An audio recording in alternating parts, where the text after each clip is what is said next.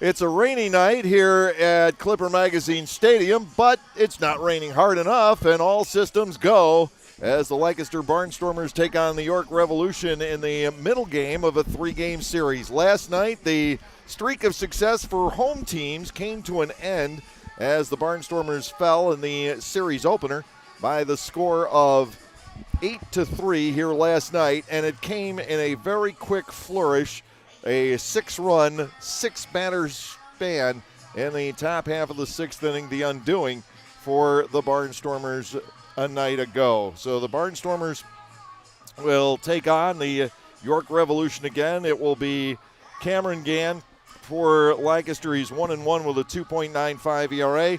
He'll match up against right-hander Eduardo Rivera, who's making his first start for the Revs, coming out of the bullpen. No record for Rivera, and an earned run average of 6 so far on the season. We'll get to the starting lineups here. The York Revolution will again be led off by Troy Stokes Jr. He is in right field. Elmer Reyes, the shortstop, batting second. Melky Mesa will bat third. He will be in left field. The cleanup hitter is the first baseman, Nelly Rodriguez. Carlos Franco batting fifth, playing third base. The center fielder batting sixth is J.C. Encarnacion. Josue Herrera is the designated hitter batting seventh. The second baseman hitting eighth is Jack Kenley. And Lenin Rodriguez doing the catching and batting ninth with 6'5" Eduardo Rivera on the hill. And for the Barnstormers tonight, the on-base regular Melvin Mercedes leading off, playing second. Ladarius Clark will bat number 2. He will be in center field. Kelly Dugan returns to the lineup tonight. He will be the designated hitter, batting in the 3 slot. Colton Shaver moves down to the cleanup role. He'll do the catching. The first baseman batting fifth is Andretti Cordero. Mark Zagunis will be in right field hitting sixth. Anderson Felice with the start in left, batting seventh. Trace Lair will be at third base. He is the number 8 hitter. And the shortstop batting ninth for the Barnstormers this evening is Jake Hoover. On the hill, right-hander Cameron Gann at the top of the rotation. He is making his 5th start for the Barnstormers here in 2022, coming in at 1-1 with a 2.95 earned run average. Gann, a guy who runs hot and cold on strikeouts, but he is very consistent as a starter. You get that 5 or 6 inning, 2 or 3 run result out of Gann seemingly every time that he comes out. The Barnstormers are about to take the field. Everybody else coming through a fan's tunnel except for Colton Shaver, who had to head out behind the plate. The Barnstormers dressed in white tonight, and the York Revolution in road gray. Again, it is densely overcast here in Lancaster this evening. We've had rain showers on and off, and as we look down into the crowd, there are some umbrellas currently open, indicating that the drizzle continues, but there's no indication that it's really going to get heavy at any point here this evening. The Field of Dreams team, which formed the player tunnel coming out, now will head out to join their favorite Barnstormers players with the national anthem here this evening, and then we can get into the business of baseball here tonight. The Barnstormers and the York Revolution will wrap up this series and this homestand tomorrow at 1 o'clock. The Barnstormers will head to York beginning on Tuesday and then to Lexington, Kentucky. And right now we'll send you down to the field, and here is our national anthem.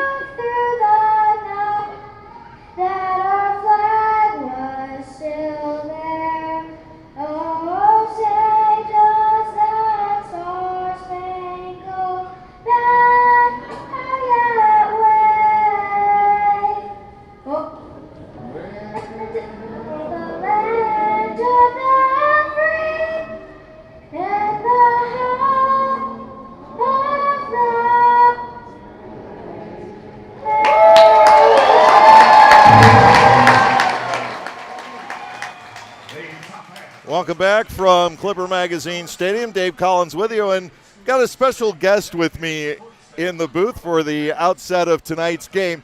Now, he has played many, many roles over the years in the Rockford Files and Columbo and his own series at one point, Hill Street Blues. But I think the role he cherishes the most is that of dad.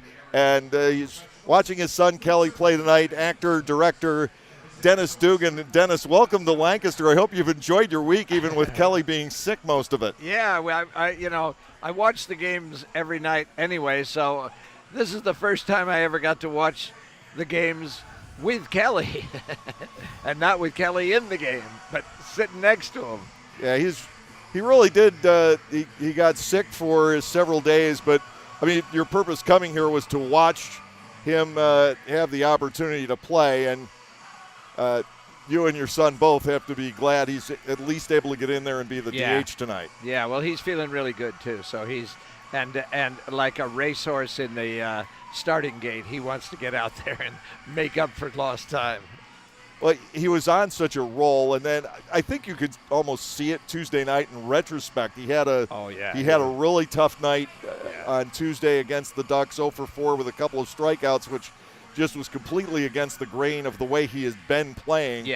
So it was, I guess, the first indication that something might be wrong. And anybody who's been sick or has watched your kids get sick know that before the symptoms actually set in, they can be out of sorts and just not quite themselves. For the Barnstormers tonight, Cameron Gann is on the hill, 6-footer from Crandall, Texas, in the general vicinity of Dallas, making his 5th start of the year. He's 1-1 with a 2.95 ERA. He's thrown 21 1/3 innings so far, giving up 19 hits, 7 earned runs. He has walked 7, and he has struck out 23, ranking among the league leaders in strikeouts. And as I mentioned at the outset, for Gann, and this is probably true of a lot of pitchers, strikeouts tend to come in clusters. He has already faced the York Revolution once. He has beaten them in the Sunday afternoon contest back on the 1st of May. Backing him up defensively, Trace Lair will be at third. The shortstop is Jake Hoover, Melvin Mercedes at second, Andretti Cordero with the start again at first base. Anderson Felice in left. Ladarius Clark is the center fielder. Mark Zagunis is out in right. Colton Shaver doing the catching. And here is the speedy Troy Stokes Jr., the Maryland native, leading off for the York Revolution here tonight. Gann's first pitch has popped in high for a ball. 1-0 the count. So you flew in from Los Angeles, and your travels continue after this week, I understand. I go to New York next week. Called strike, and the count will even at 1-1. Elmer Reyes, the shortstop, in the on-deck circle, and then one of this league's toughest outs in Melky Mesa, the York left fielder, a veteran with the York Ball Club now. Here is the over-the-top pitch from Gann, met and fouled back. 1 ball and 2 strikes. One of my favorite things about Cam, and I never noticed it until I was sitting down by the screen as he was pitching a spring training game this year, but he actually grunts like a lot of tennis players on backhands as he releases the pitch. You can't hear it from up here. Ball 2 spins wide. 2 balls and 2 strikes. Does he give the same grunt on every pitch? Or he does. Otherwise, it would be a tell.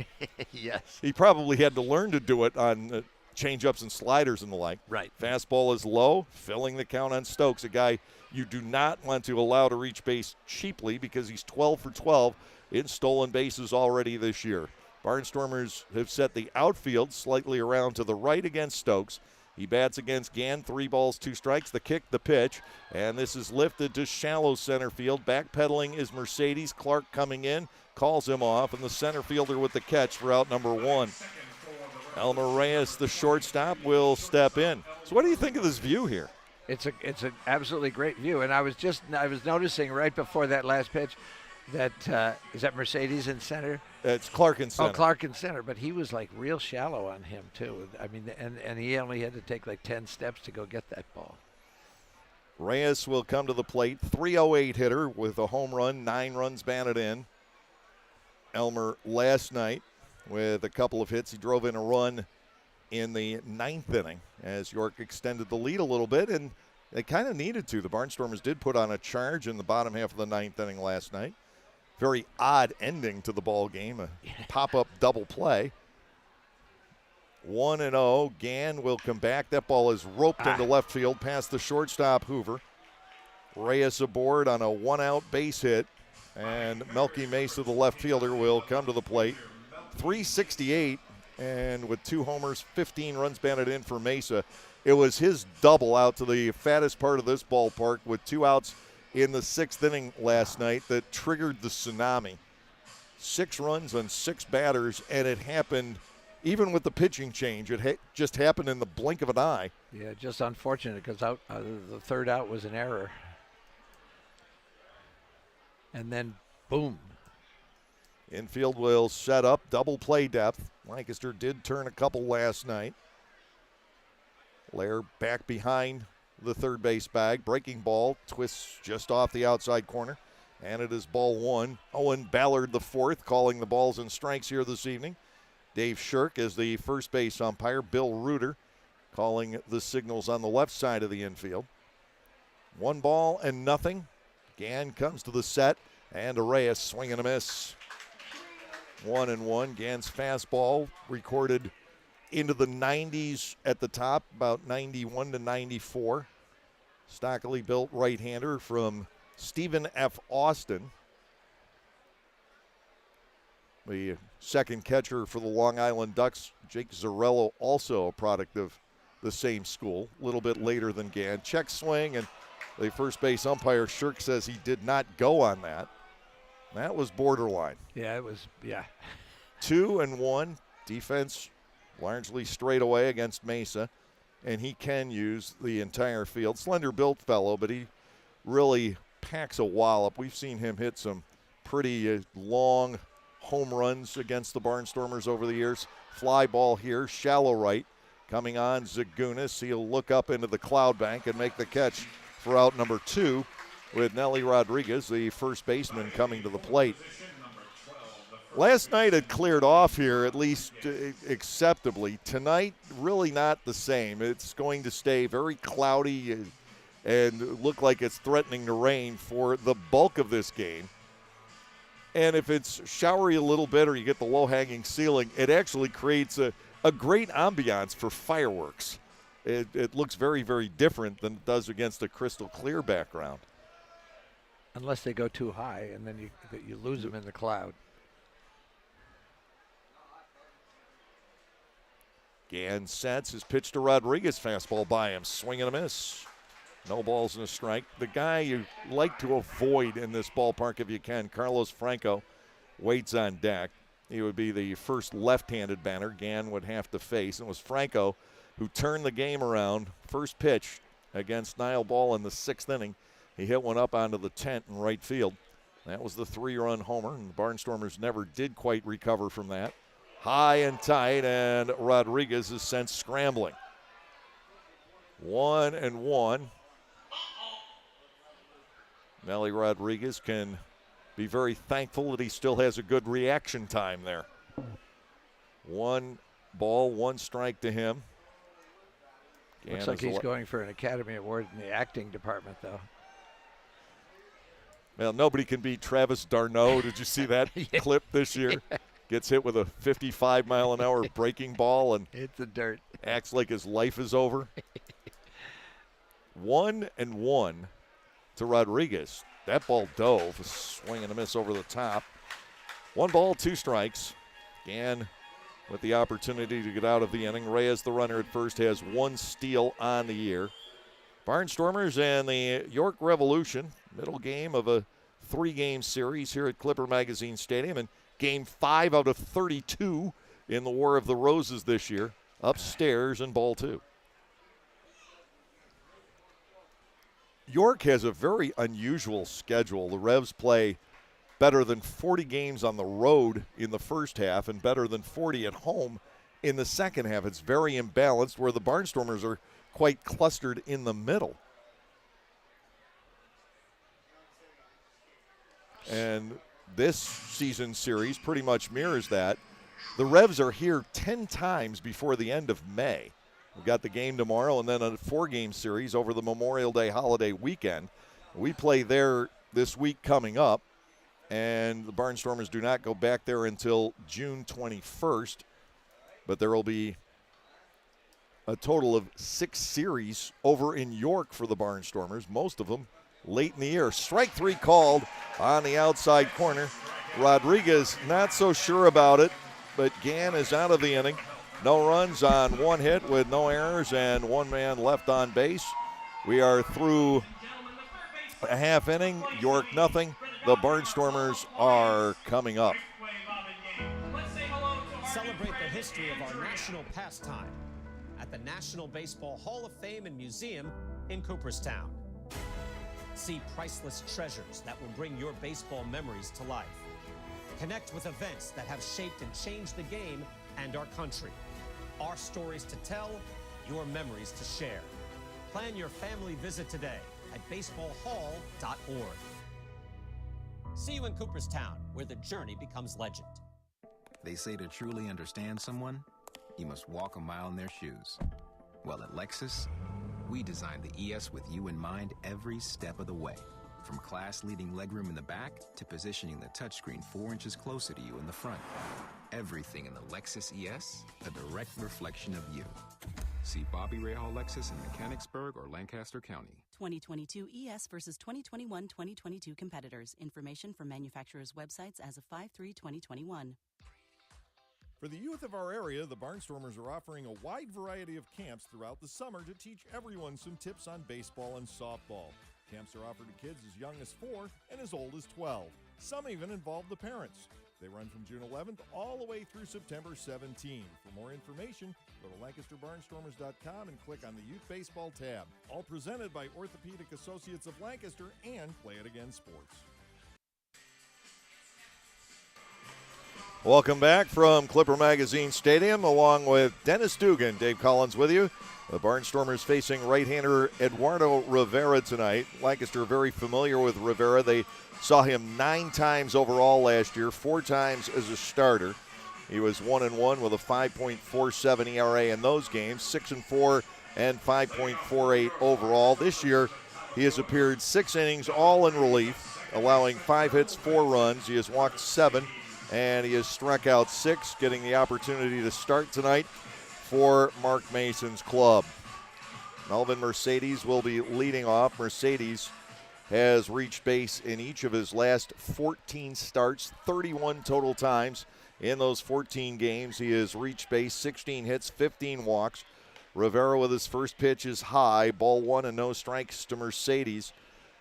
A guy who certainly knows how to use his height or lack thereof. And so many pitchers start him off with that ball 1 upstairs. And he gets the advantage in the count. He works the count incredibly well. 2-0. And Mercedes will get ball 3 low. On the verge of extending his on-base streak to 15 starts. Technically not a full streak because he was 0 for 1 as a pinch hitter on Sunday.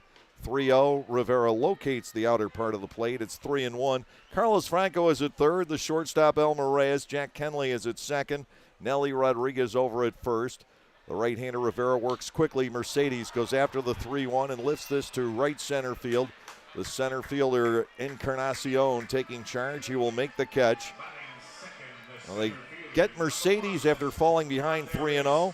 And here is Ladarius Clark, the center fielder, stepping in. Ladarius has a 7-game hitting streak right now. It is tied for the longest on the ball club this season. He hasn't had a lot of success here the past couple of days. Last night it took an infield base hit to extend the streak. That came in the 9th inning on a slow roller up the third baseline. First pitch fouled away. No balls and a strike. But Clark overall is having his fair share of success. He's 10 for 29 in the streak. Ross Peoples coaching third, and Troy Steffi over at first. The pitch away on a fastball. Clark bats at a ball and a strike. Melky Mesa's in left. J.C. Encarnacion is in center, and Troy Stokes Jr. is the right fielder for the Revs here tonight. The wind, the 1-1 pitch. Clark pops this up. Playable for the infielders. Kenley, the second baseman, takes charge, still on the dirt to make the catch. 2 up and 2 down, and now the designated hitter tonight, Kelly Dugan, will step in for his first at-bats since Tuesday. .339 hitter with 4 home runs, 18 runs batted in. And just shredded York on the Revs' first visit in here. Left-handed batter against the right-hander Rivera, swing and a miss. No balls and a strike. Colton Shaver, the catcher, will step in next. It was a shame Kelly got sick because he was in such a good rhythm at the plate, and a few days off can be a little bit disruptive to the pattern and a hot streak. We'll see how he does here. 1 ball, 1 strike. No score in our ball game. Bottom half of the first inning. Eduardo Rivera working pretty quickly. Already ready to go. The 1-1 pitch hit high to right field. Hit well to right field. Back on this Stokes. Looking up, and the walls will not contain it. Welcome back, Kelly. Glad the antibiotics worked. And it's 1-0 here in the bottom half of the first inning. I got to tell you, it's a nice feeling sitting here and seeing my son hit a ball out of the park. That is number 5 for Dugan on the year, and showing no ill effects whatsoever of everything that transpired during the week. Colton Shaver, the catcher, will step in, batting .279. They thought they were pitching him inside, and he just took it and racked it. Big breaking ball to Shaver. It's 0-1. Kelly has seen pretty much nothing but hooks from the York staff here this weekend. Steady diet of them from Martinez last night. He gets a second one here from Eduardo Rivera, called second strike, and it's 0-2. What breeze there is blowing out towards center and sometimes toward left. Breaking pitch is low, ball 1 and 2 strikes. Sometimes it happens in May once you get into the summer weather in here. Almost exclusively, the wind is blowing from left to right. Shaver awaits the 1-2. Rivera starts and then stops. 1-0 Barnstormers. And to Shaver. Off-speed pitch, swung on and missed. So Rivera chalks up the strikeout, but the Barnstormers are on the board on the Dugan home run. 1 run, 1 hit, no errors, and nobody left on base. We'll go to the second inning. Lancaster on top by the score of 1-0.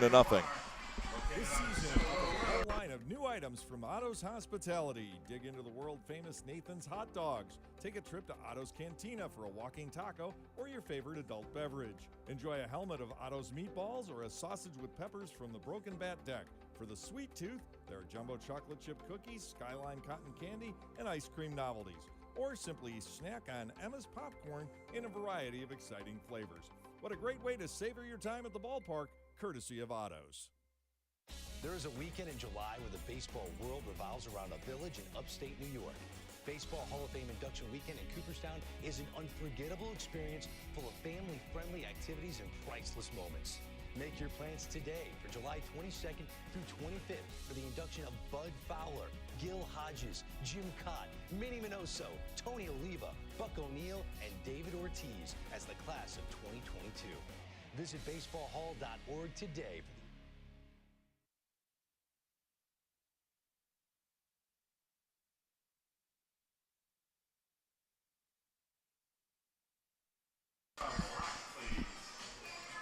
One inning in the books. The Barnstormers with a 1-0 lead. Cameron Gann to face Carlos Franco, leading off the second inning. Franco batting .236 with 7 home runs and 24 runs batted in. My guest in the booth is actor, director, and team dad, Dennis Dugan. And we had dinner the other night, Dennis, and thank you for that. But I think the first question I asked you, and this is a great story I think people love to hear, is how the Bob Barker fight scene in Happy Gilmore came about. Yeah, that was we had Bob Barker became our first choice when we were working on it, and the fight scene got even crazier when we learned that Bob had spent his life learning judo.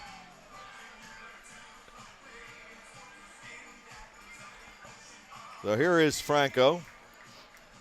His 3-run home run last night definitely reversed the course of the game. He's batting with Noel Polanco coaching at third. Sandy De Leon is over at first base. Cameron Gann into his motion.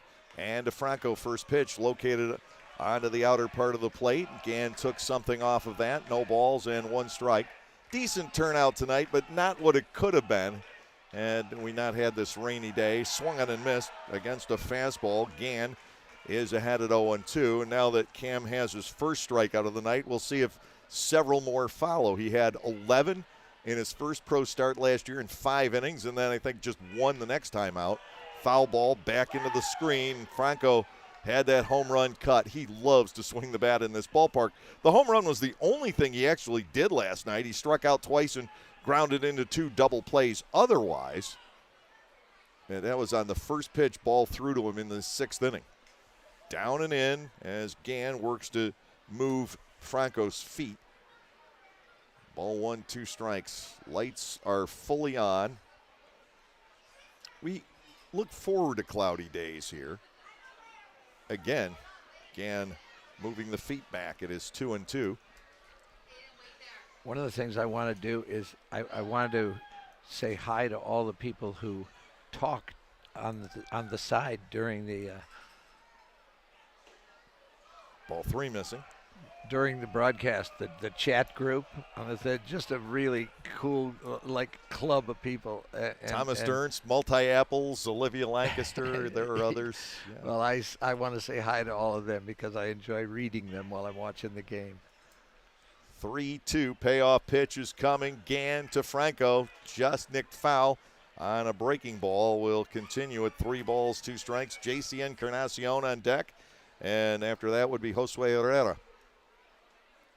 300 down the right field line, 400 to center, 320 to left. And, of course, left field bows out a lot more quickly than right field does here. Again, 3-2, and this is taken toward right center field, but he didn't get all of it. On comes Clark for the catch, and out number 1. You can always mop the brow a little bit when the Barnstormers get through Franco here. JC Encarnacion coming to the plate. Encarnacion also has had a lot of success here against the Barnstormers this year. All 4 of his extra base hits have come in this ballpark this year. He has 3 doubles and a home run. He is 4 for 8 in Clipper Magazine Stadium with those 4 extra base hits. And against the rest of the Atlantic League, Encarnacion is 0 for 12. Ball 1 from Gann, 1-0. Cameron into the windup and delivers outside and low to fall behind 2 balls and no strikes. 1 o'clock tomorrow, and the Barnstormers, as is now customary, not just in the Atlantic League, but throughout minor league baseball, will be off on Monday. I'm not sure if the other partner leagues have that scheduled Monday off day every week. Now 3-0. But, of course, we do here in the Atlantic League, mirroring what they have in the affiliated minor leagues now. 3 balls and nothing. Gann fires and gets it over, making it 3-1. High Point and York did play Monday. Those Mondays can be used if necessary to make up a game if they can't be made up otherwise. Strike 2, drop to the inner edge. Gann was mostly fastballs back in the first inning, but facing the 5 and 6 hitters anyway here, a lot of off-speed stuff. There's the fastball, and it's fouled away. 3-2 continuing.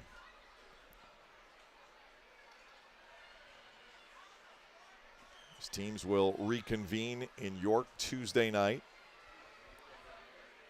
For the Barnstormers, it's the long ride west after that. High pop-up, first base side. Shaver coming over. He's still coming, looking up against the net. The ball bounces just on the other side of the net off the concrete, giving Encarnacion life with a count of 3 balls and 2 strikes.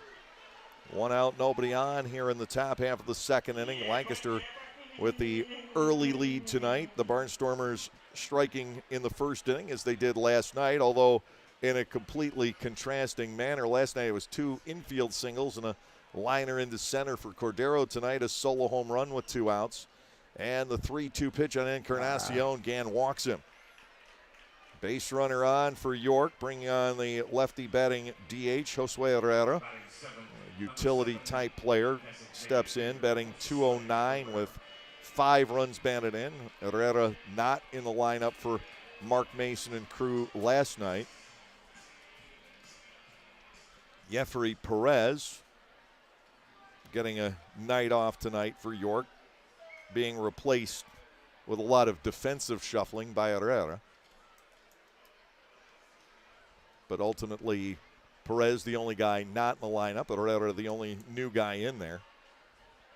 Third baseman Lair playing well off the line. Cordero holding Encarnacion at first. The set, Gann to the plate, ground ball. He finds the hole on the right side, a base hit. Encarnacion will race for third. The throw from Zagunis will be late, taken ahead of the bag by Lair. And for York, runners at the corners with 1 out. Left-handed batters always had the slight advantage for batting titles, and that play there is the reason why. Yeah. He just sneaked that one through, too. That could have easily been a double play. It's the play where if you don't have the runner on base, it's an easy 3 unassisted or 3-1 out. Yeah. But you've got to hold the runner, and it opens up that gap on the right side. And Herrera finds the hole. Jack Kenley, the second baseman, another left-handed batter, steps in. And York with the opportunity to erase the Barnstormers' 1-0 lead. Gann will try to get the ground ball here. Kenley .222 on the year with 3 doubles and 4 runs batted in.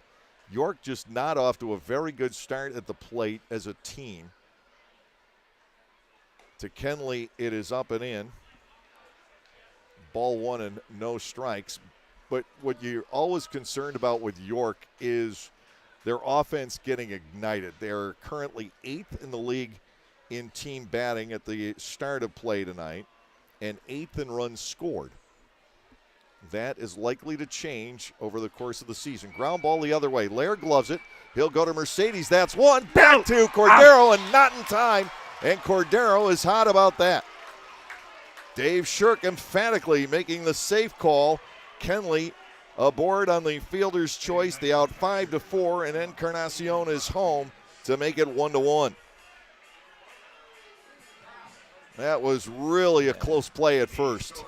Yeah, my heart said he was out, but my head, I think they got him. I think he was safe.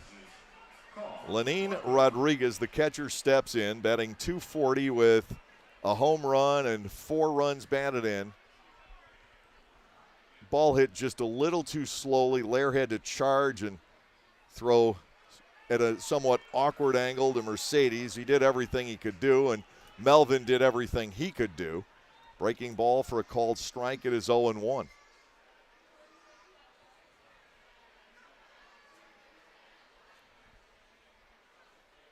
Umpires are trained at the first base bag. It's not only a question of watching it, it's a question of listening to it. What do they hear first? Right. Do they hear the ball hit the glove or the foot hit the bag?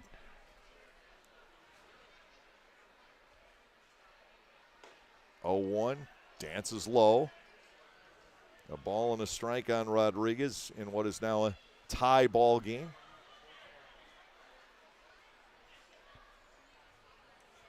Kenley has 1 stolen base. Cordero holds him on. Gann works from the set, delivers. That pitch slips past Shaver, and a wide turn at second for Kenley. He holds on from there. Wild pitch will be charged. Rodriguez has a 2-ball, 1-strike edge. The Barnstormers with Cordero, Zagunis, and Felice stepping in the lower half of the second inning. Gann's control this half inning just has caused him some issues. It was a walk that came around to score. He's gone very deep into the counts so far. 2-1. And Rodriguez will get ball 3 up and in. Top of the order, Troy Stokes Jr. waiting on deck. I'd much rather give up the walk here, though, than the base hit. Kenley, as we saw going down the first baseline, runs well enough. 3-1, and it is ball 4 inside, second walk of the inning. Stokes will come in. He flied to center back in the first inning.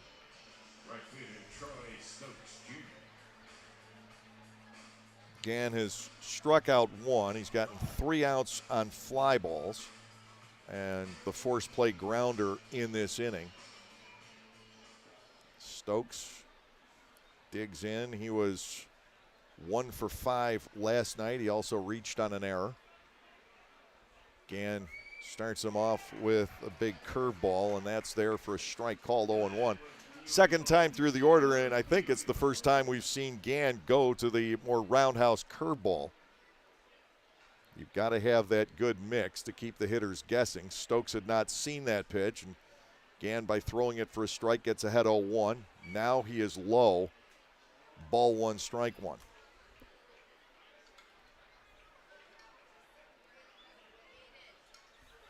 Kenley off second. Lenin Rodriguez off first. Stokes batting at a ball and a strike. Gann works out of the set and bluffs the runner Kenley back to second base. We can hear the York fans chirping from near their dugout. They wanted a balk on that, but Gann had detached himself from the rubber. 1-1 to Stokes. Popped up on the right side. Cordero coming over toward his own dugout. Andretti has room and makes the catch for the final out. Stokes fouls out, and Gann can take a breather. A long inning, but it produces only 1 run for York on 1 hit with no errors. The Revs strand 2, and now through an inning and a half, the Barnstormers and the York Revolution are knotted at 1. There is a weekend in July where the baseball world revolves around a village in upstate New York. Baseball Hall of Fame induction weekend in Cooperstown is an unforgettable experience full of family-friendly activities and priceless moments. Make your plans today for July 22nd through 25th for the induction of Bud Fowler, Gil Hodges, Jim Cott, Minnie Minoso, Tony Oliva, Buck O'Neill, and David Ortiz as the class of 2022. Visit baseballhall.org today.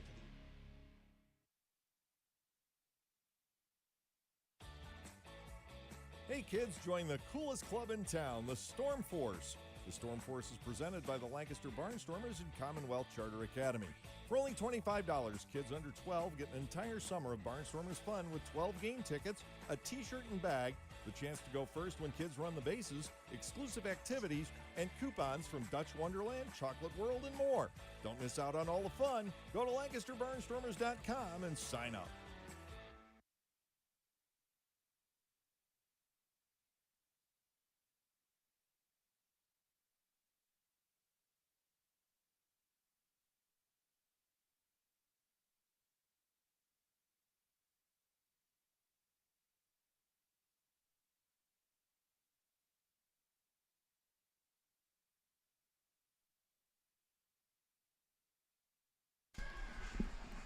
Bottom half of the second inning, Andretti Cordero, Mark Zagunis, and Anderson Felice, the slated hitters for the Lancaster Barnstormers. Don't know what it is, but whenever the Barnstormers and the Revs get together, it seems like our games push the clock a little bit. Only in the bottom half of the second inning tonight. Last night, we took 3 hours and 38 minutes. Part of that was the injury timeout with Tyler Laporte having to come out of the game after facing 1 batter. Time is called here. Cordero wasn't quite ready to go.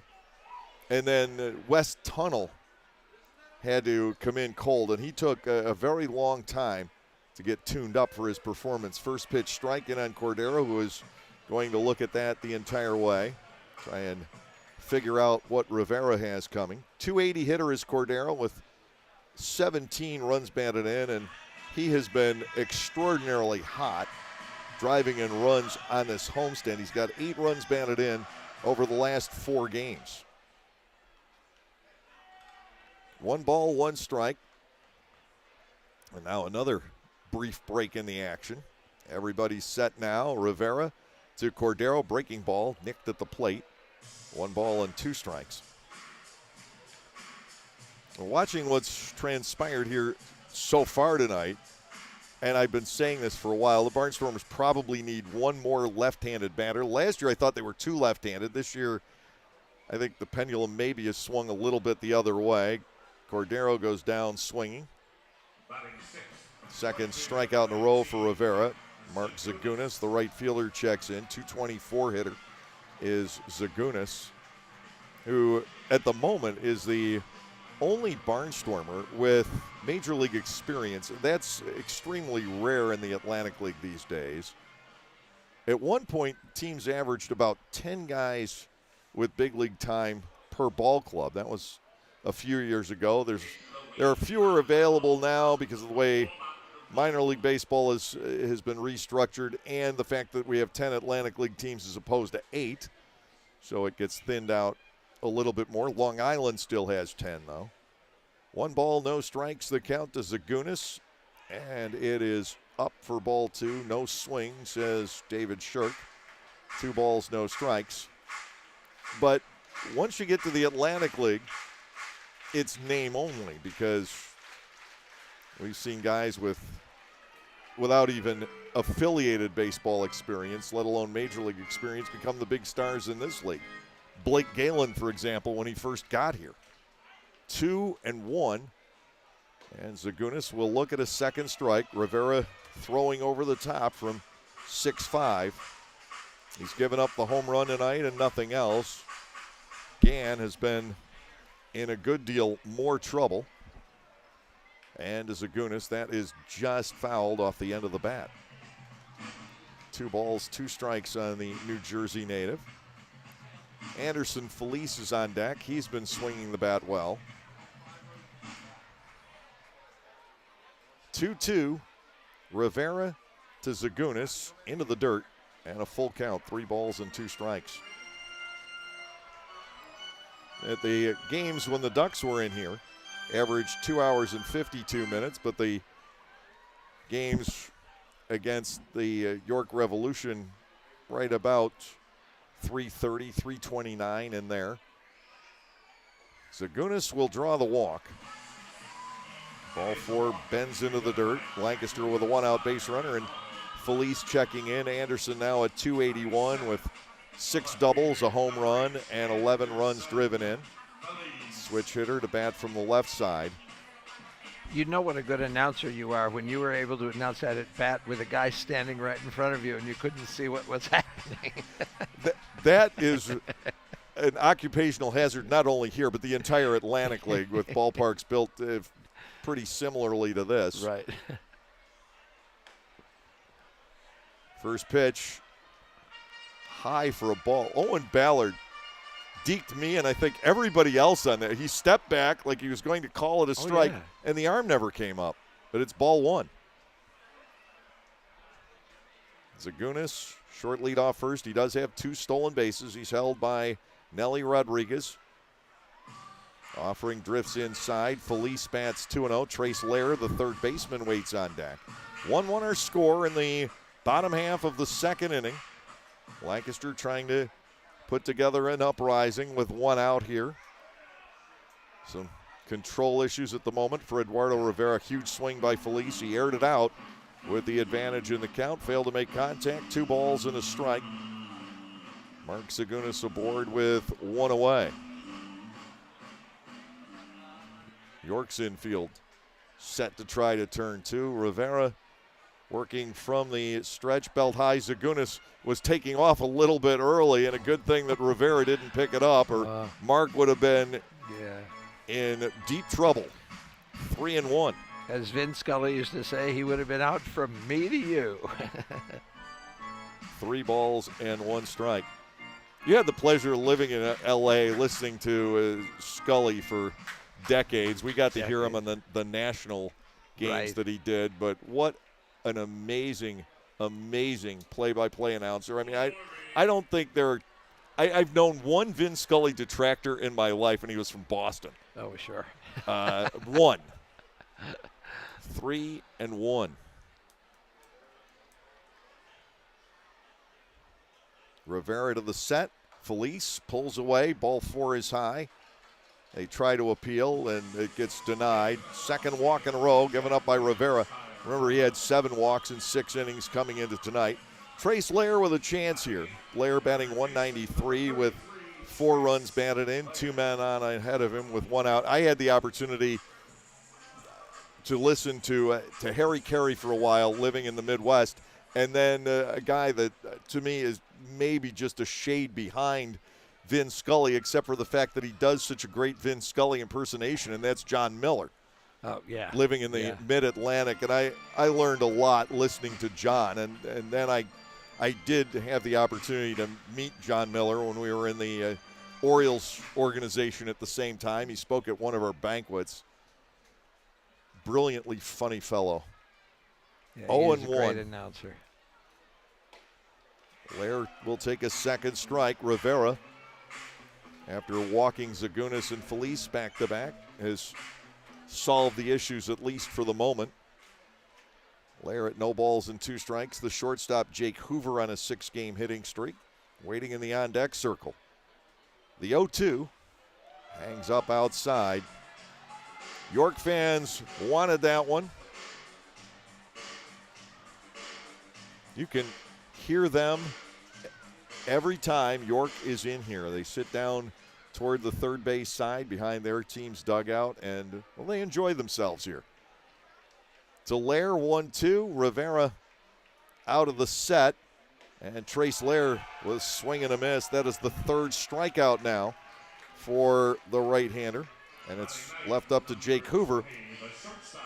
Hoover's number 7 white jersey disappeared during a photo shoot, and he really wanted to wear number 7. We can't find it. He gets put in 20. The first game he wears 20, opening night here, he drives in 5 runs. So 20 might stick, so he's sticking even with if 20. 7 resurfaces. Yeah. 2 outs and 2 on. Rivera's breaking ball in for a called strike. It is 0-1. 2 walks, 2 strikeouts in the second inning. We have not seen a ball in play through the first 21 pitches of this half an inning.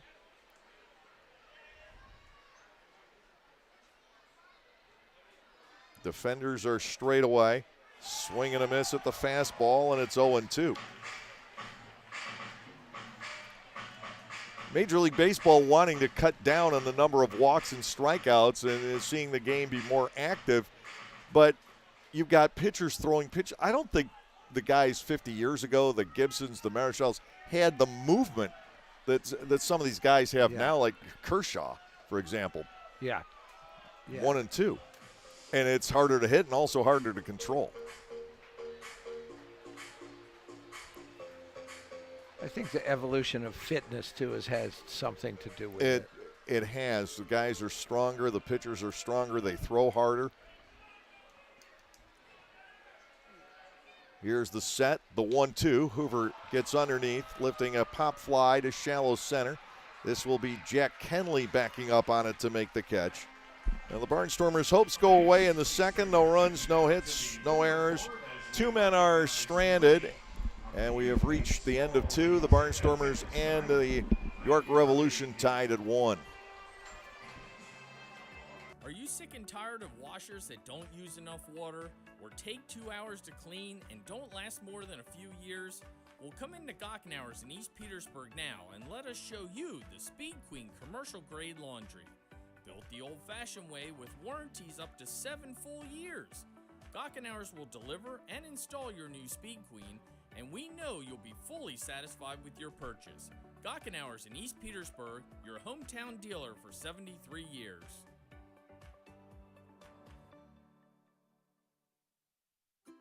At Clipper Magazine Stadium, we have hot dogs and popcorn, peanuts, soda, and nachos. But what if, say, you are only 3 months old and mom wants to have a night out and watch the Barnstormers? Well, thanks to May Grant Obstetrics and Gynecology, the littlest of Stormer fans now have a place to go for dinner during the game.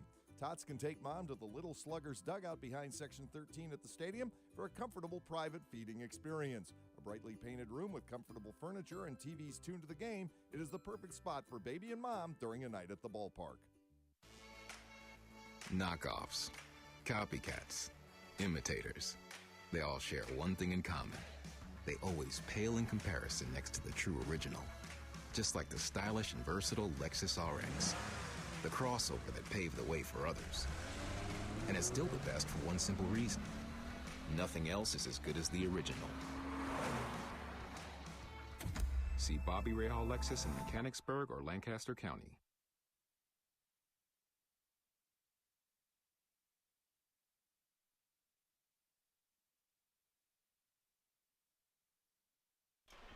Top half of the third inning at Clipper Magazine Stadium, along with Dennis Dugan. Dave Collins with you. Here is Elmer Reyes. I have very often invoked the name Dennis Martinez, being the other baseball player I know of from Nicaragua, as Gann comes back 0-1, and that gets dragged foul for second strike. And I saw today where this is Dennis Martinez's 67th birthday. Oh, my gosh. Speaking of Vin Scully, the great call on Martinez's perfect game, Montreal against the Dodgers, El Presidente El Perfecto. That's wonderful.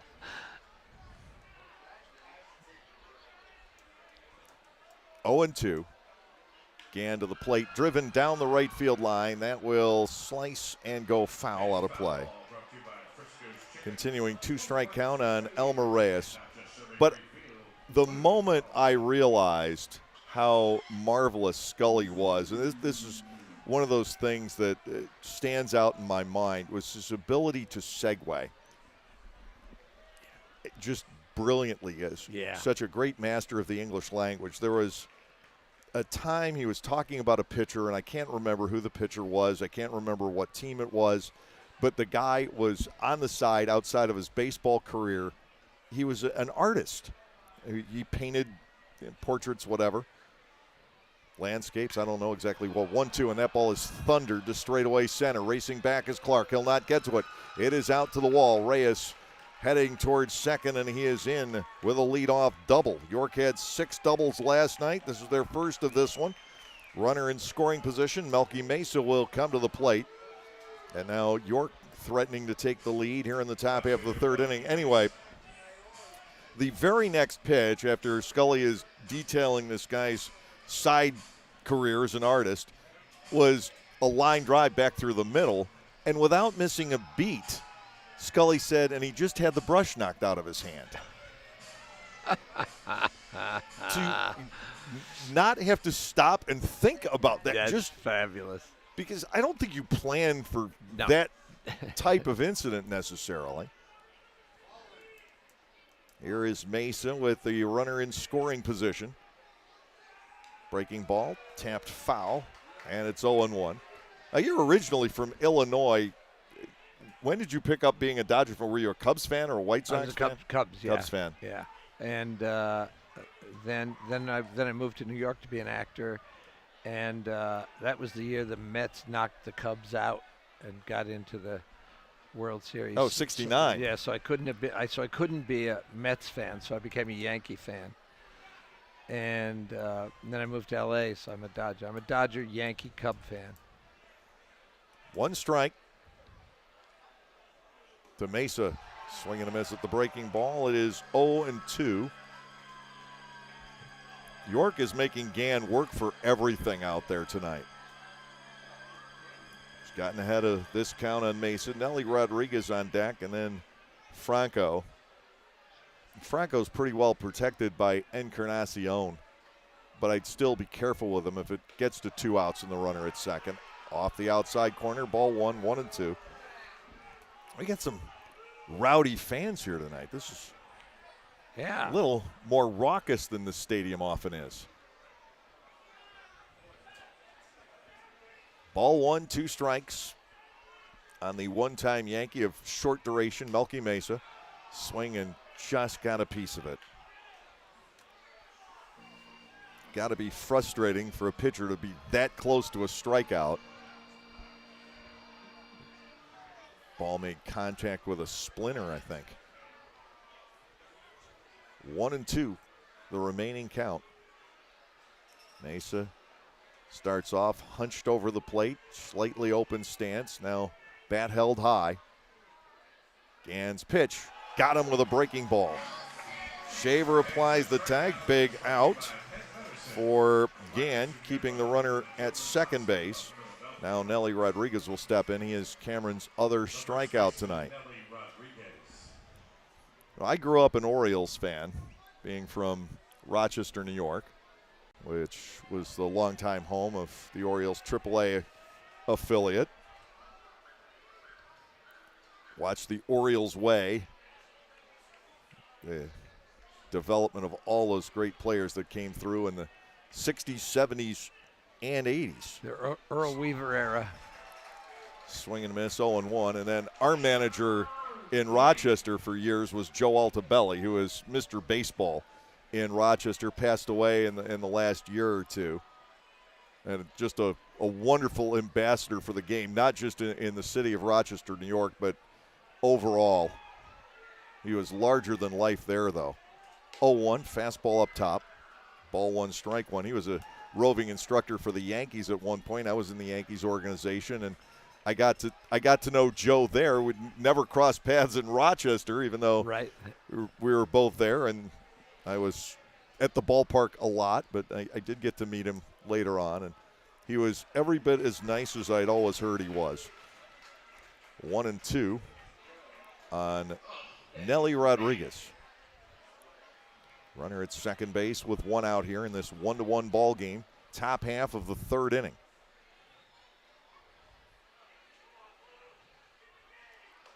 Gann upstairs with his fastball, leveling the count, 2 balls and 2 strikes. You know, the literal translation of Joe Altobelli is Joe Tall Stomach.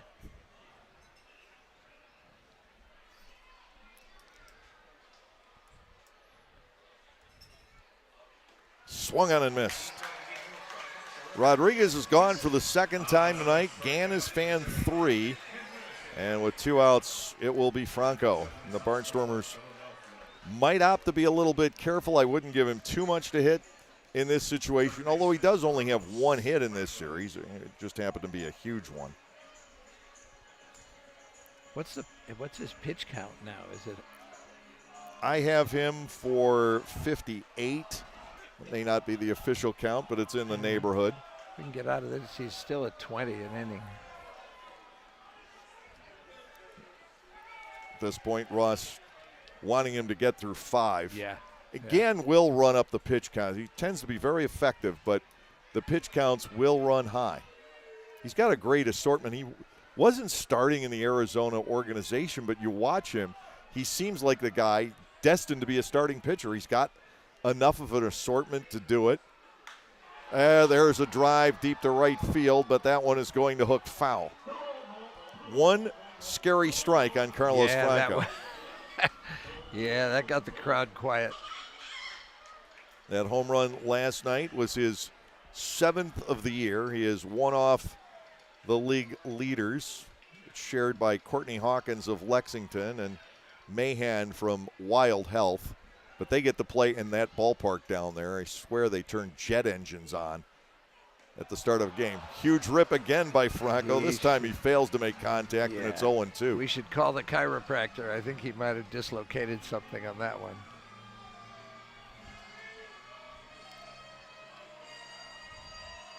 Whether you get it onto the deck or put it on Clay Street, it doesn't matter. It counts the same. But yeah. 0-2. Reyes leads off second. Gann to the low set position. Breaking ball, twirls just low. Cam wanted it, didn't get it from Owen Ballard. We've seen that a few times on this homestand now. Pitchers on both sides start to walk off thinking they've got that called third strike, and no dice. Yeah. 1-2. Shaver setting the target.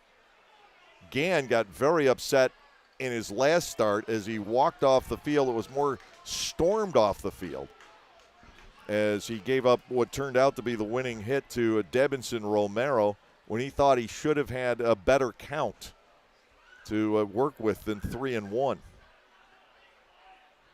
And Rob Massaro heard a little bit about it as Gann walked off. Now ball 2 is low on the fastball. JC Encarnacion, the center fielder, waiting on deck. 1-1 ball game, third inning of play tonight. Lancaster scored in the bottom of the first on a Dugan home run, and a force play ground ball produced a run for the Revs in the top half of the second inning. 2-2, Gann glancing back to Reyes, and his pitch is rifled and fortunately again foul. Gann working to Franco. Franco has torn into a couple on this at bat, but he's getting out ahead.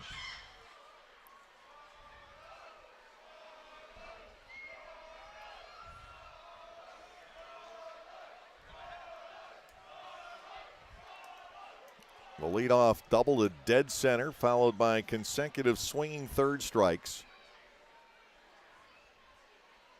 Another check of the runner. Reyes hasn't been up to much of anything. Ball three is low, covered up by Shaver. The count has gone full. I still think you've got to be just very careful here. Yeah. You'll try to get him out, but do it with a delicate pitch somewhere around the perimeter of the zone, nothing right down the middle. 3-2. Gann is ready. Here is the payoff on Franco. Right he got him. Got him. And just Gann what you said. fist pumps to celebrate. Oh, that was nice. 3 consecutive strikeouts closing out the top half of the third inning. No runs on one hit with no errors and a man left. We'll go to the bottom half of the third inning here at Clipper Magazine Stadium. The Barnstormers and Revs remain tied at 1. Localflavor.com, local flavor. Localflavor.com, local flavor. Excuse me, are you saying localflavor.com? Oh, yeah, it's where I save big bucks on all kinds of things. Home improvement projects, dining out, family fun, electronics, jewelry, clothing. I even bought my wife a fancy spa package for half price. Half price? Yep, you know all the deals you find in Clipper Magazine. I love Clipper Magazine. Well, they're all on localflavor.com too. And you can get them right on your phone thanks to localflavor.com's mobile app. Here, take a look. Well, this app is amazing. Look at all these restaurants, amusement parks, car washes, fitness centers. This is worth sharing about. Exactly. Localflavor.com online, the Local Flavor mobile app, and Clipper Magazine together. It's like a triple play. Do the cheer again. I'm in. Localflavor.com, local flavor. Come on, everybody! Localflavor.com, local flavor. Localflavor.com, local flavor.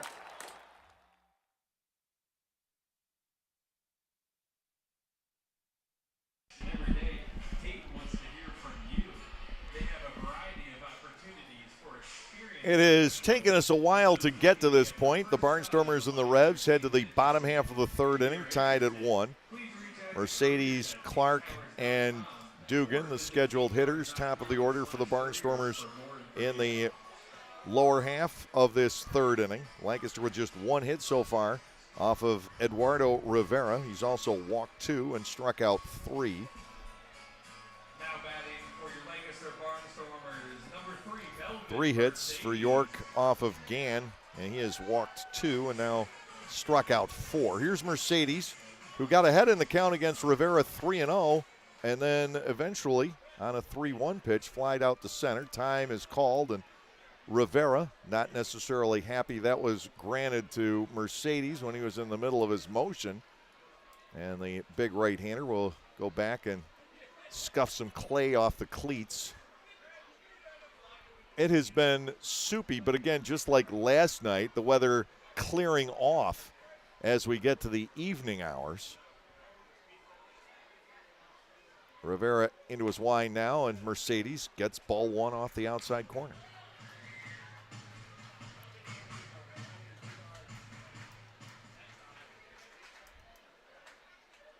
Next offering, and Melvin again lifts this toward right center field. Over goes Encarnacion, and Melvin now over 2 on the night on flies to center. Here's Clark. He popped up the first trip.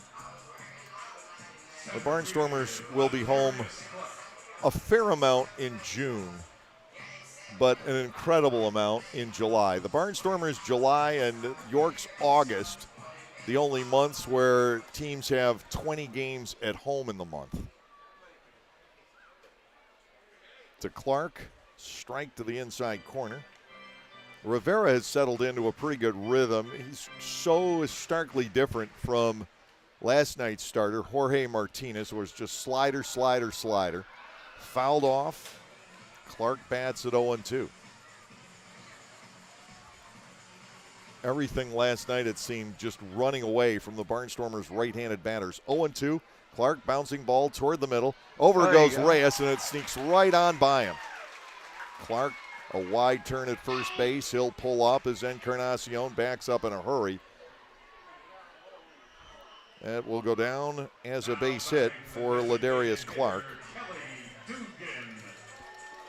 It was not necessarily going to be the easiest of plays for Reyes.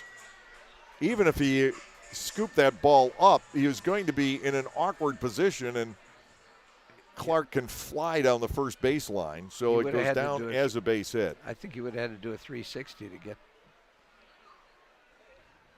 Kelly Dugan with the home run to straightaway right field back in the first inning. He has 4 homers in 4 games against York, 1 in each game of this season series. He'll look at a strike, and it's 0-1. Colton Shaver, the catcher, waiting on deck. The Barnstormers came into tonight tied for last in the league in home runs, and that is incredibly unusual considering the history. Bouncing ball pulled foul up the first base line, gently rolling into the left hand of Troy Steffi. Troy's going to be with us on the entire road trip. He'll go to York and he'll go to Lexington.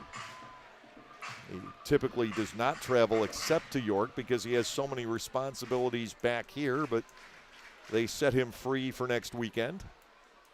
0-2 to Dugan. Clark leads off first.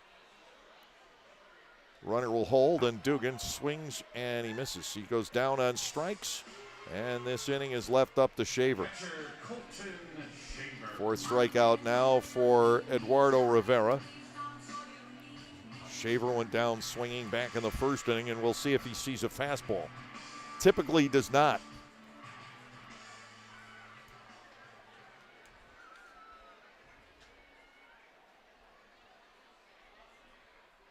Defense now plays back. Pickoff throw to first, and Clark couldn't get all the way back. It was a high throw, which gave him the opportunity to escape in the first place, but then he sort of hit the ground and sort of got mired in the combination of the mud and the drying agent and never got all the way back to the bag. Well, the Barnstormers lose their runner. Shaver will lead off the next inning. Now at the end of 3 here in Lancaster, we remain tied at 1. There's a weekend in July where the baseball world revolves around a village in upstate New York. Baseball Hall of Fame induction weekend in Cooperstown is an unforgettable experience full of family-friendly activities and priceless moments.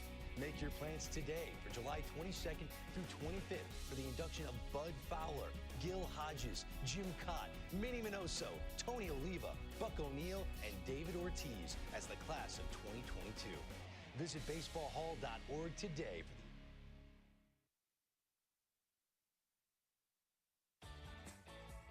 Hey kids, join the coolest club in town, the Storm Force.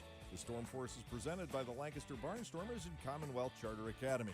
For only $25, kids under 12 get an entire summer of Barnstormers fun with 12 game tickets, a t-shirt and bag, the chance to go first when kids run the bases, exclusive activities, and coupons from Dutch Wonderland, Chocolate World, and more. Don't miss out on all the fun. Go to LancasterBarnstormers.com and sign up.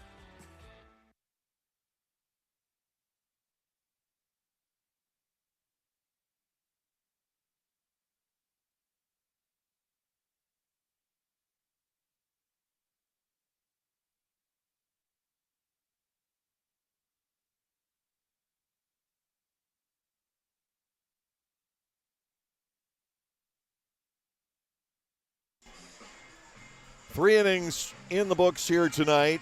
1 run on 3 hits, no errors, and the Revs have left 4.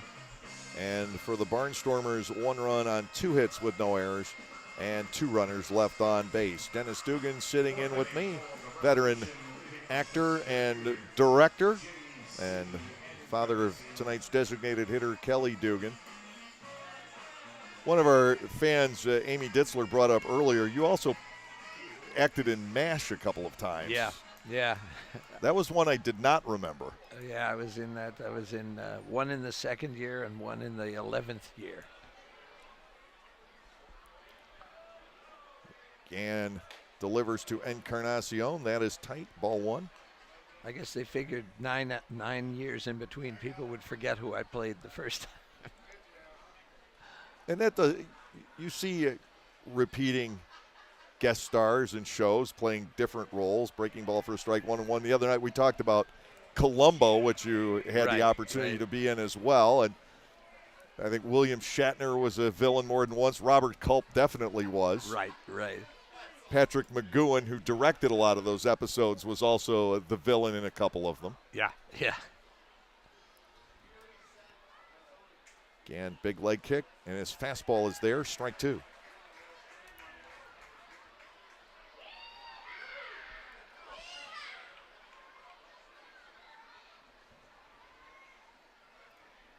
Four strikeouts for Gann. He does get them in clusters. Fouled away by Encarnacion. That's out to the broken bat deck. In earlier years, that was painted as a barn out there, and if a foul ball entered that area, we played barnyard sounds. Yep. Swung on and missed. Yeah. That's four straight. 5 on the night for Gann, and to the best of our knowledge, that gives him the league strikeout lead. Deck McGuire of the Gastonia Honey Hunters had the lead coming into tonight at 27. And we could check to see if McGuire is making the start for the Honey Hunters tonight, if they ever got going. They were in a rain delay earlier. To Herrera, spinning him around. It's ball one. And they did not. Gastonia and Staten Island doubleheader rained out. They got fogged out last night by starting at 7 o'clock. If they had started at 6:30, just like happened at Long Island before the fog set in, they got enough of a game in. Yeah. They were in the 6th when the fog set in at Fairfield Properties Ballpark. 2 balls, no strikes here to Josue Herrera. Cameron Gann kicks, fires. There it's rolled on the right side. Backhanded pickup by Cordero. He underhands to Gann, covering. 2 up, 2 down. Chain of strikeouts broken for the moment. Jack Kenley will come to the plate. Elsewhere, Southern Maryland leading 3-0 over Charleston through 4.5 innings. Darrell Thompson, the league's all-time leading winner, is at work again tonight, dealing the shutout. Their pitching staff is right now the irresistible force in the Atlantic League. Wild Health leads Lexington 3-2 at the end of an inning, and High Point is up 3-1 over the Ducks in the top half of the 4th. Full swing and a miss by Kenley. No balls and a strike. Southern Maryland with a 7.5 game lead in the North starting tonight. Swung on and missed. It is 0-2.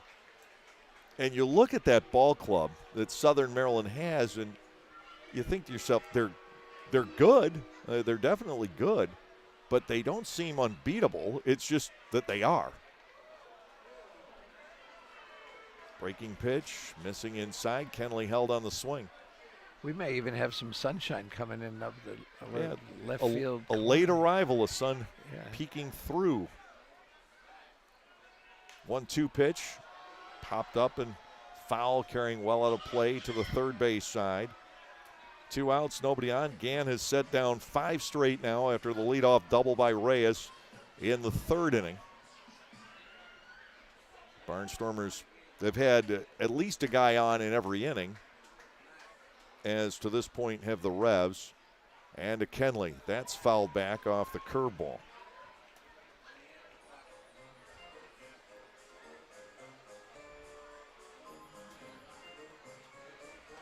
I was telling you earlier, I grew up an Orioles fan, and then Rochester changed affiliation to the Twins at the same time. My brother had moved out to Minnesota, and I love their organization, the way they ran things. Liner down the right side, and that is fair.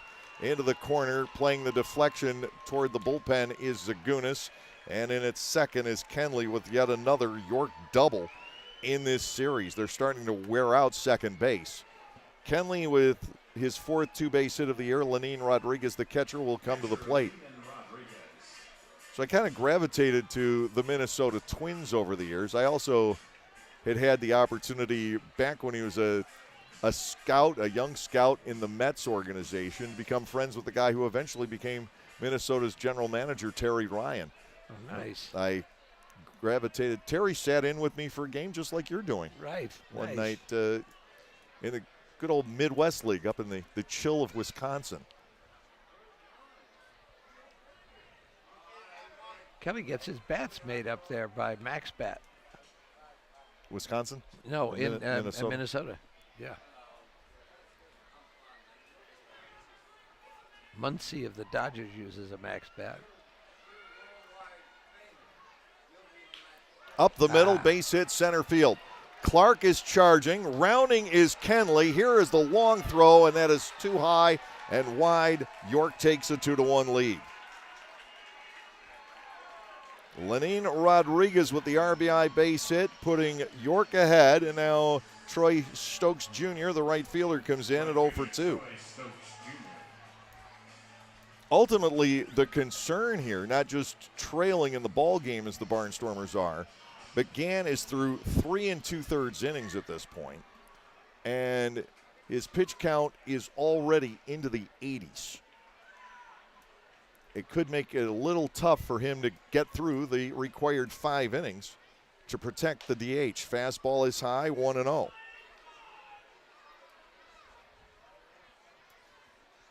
He had retired 5 in a row, making it look easily, and then Kenley rips the double into the right field corner. Rodriguez, a ground single up the middle. Stokes fouls it back.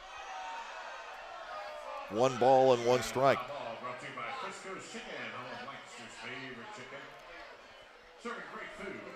The Barnstormers' offense, which had been crushing everyone here at Clipper Magazine Stadium, has gotten a little bit off kilter the last couple of ball games. 1-1 to Stokes. Popped up again.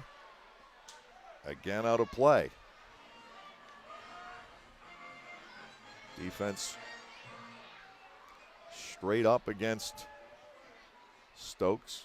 Got a little bit of time of Major League Baseball last year.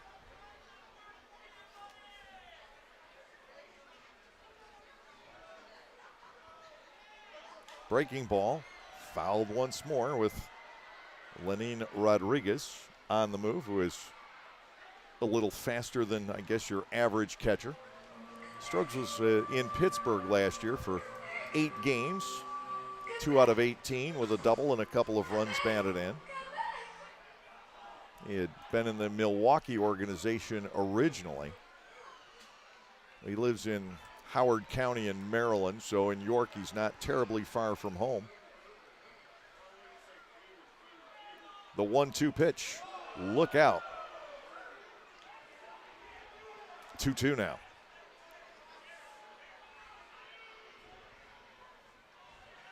York has forged ahead here in the 4th inning, leading 2-1. Barnstormers will need to make up that ground. Runner takes off, 2-2 high and inside. Shaver's throw, it bounces past Mercedes. Melvin got enough of it to keep it within reach. He got hit. Rodriguez with the stolen base, and that throw did get him. He got hit by a pitch. Oh, he did get hit. Okay.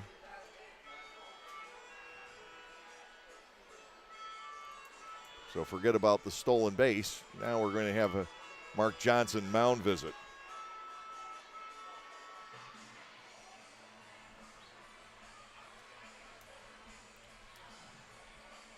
This is something that for the last 3 seasons, including this one, has just plagued the Barnstormers, is the inability to get the 3rd out of an inning.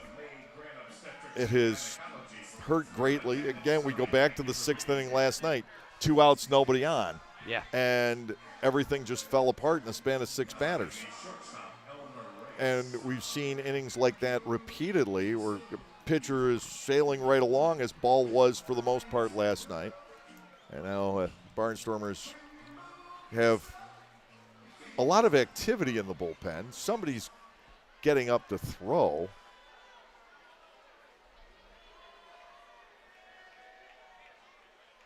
One of the right-handers down there, and there's a bevy of them. 2 outs, 2 on. Gann spins that outside and low.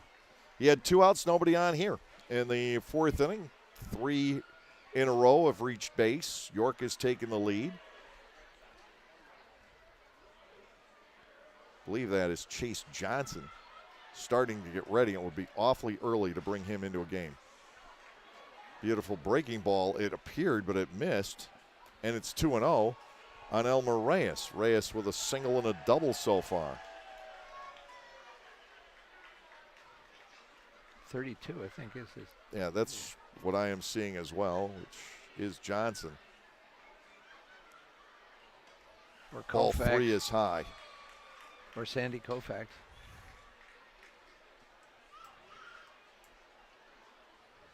Third out, just not coming.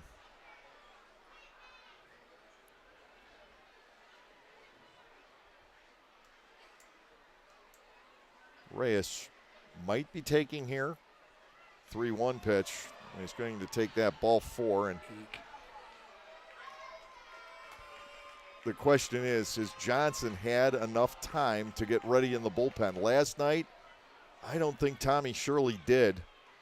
But it had all developed so quickly. You knew you had to get Gann, or not Gann, but Ball out in that 6th inning last night. It just seemed like he hit a wall, but it happened so quickly.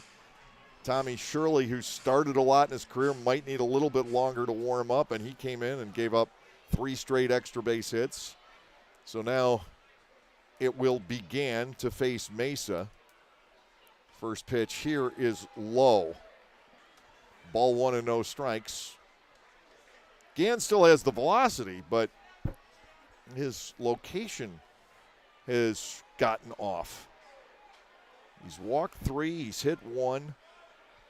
York has 5 hits against him. It is 2-1 here in the 4th inning, but this is a very needed out. Mesa fouls away the 1-0, a 1 and 1 strike count. Since the visit came before Reyes at bat, the Barnstormers would have the option to change horses midstream here against Mesa. You have to complete the next batter after a mound visit where you don't take the pitcher out. Bases are loaded with 2 outs to Mesa, 1-1, and that ball is hit well to right center field. Back it goes, and the Barnstormers, who gave up 10 grand slams last year, have given up their first of 2022, and York leads 6-1. Rodriguez, Stokes, and Reyes come home ahead of it on the Mesa grand slam to right center field. And the Barnstormers are down by 5, same score we saw last night in the 6th inning. The York Revolution had been swept at Staten Island earlier in the week, but they came in here and somehow the bear has been poked. Here is Ross Peoples on his way out. Gann will be replaced. Chase Johnson coming in, and the Barnstormers are going to look for him to soak up some innings. Huge home run against a starting pitcher that had begun to struggle with 2 outs and nobody on in an inning. Same story as last night. 5 runs on the board in the 4th inning here. The Barnstormers are going to make the pitching change. We'll take a break and pause for this. Hi everyone, Adam Gochenauer from Gochenauer Appliances, and I'm excited to tell you about a new addition to the Gochenauers family this summer season. We are now selling Titus Gas Grills. Titus Gas Grills gives you a high quality, all stainless steel grill at an affordable price. And the best thing is you can assemble it yourself in just 5 minutes. That's right, 5 minutes. Stop by to see this great grill now and mention this ad to receive a free gas grill cover with your Titus Grill purchase. Gockenauers in East Petersburg.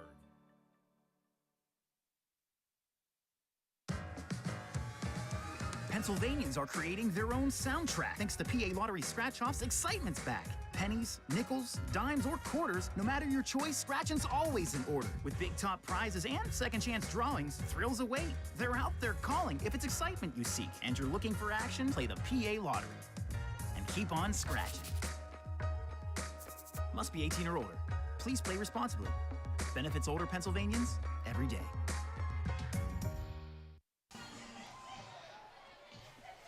Very common theme in this series, a huge home run before the Barnstormers can get a starting pitcher out of the game.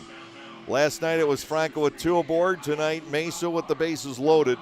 And the same result after those home runs, the Barnstormers down 6-1. Chase Johnson, a guy who usually works the 7th inning for the Barnstormers when the club has the lead, now takes over, right-hander from the San Diego area. Johnson, in his 10th ball game, he's 1-2 with a 1.54 earned run average, 6 hits allowed in 11 2/3 innings, 5 walks, and 12 strikeouts.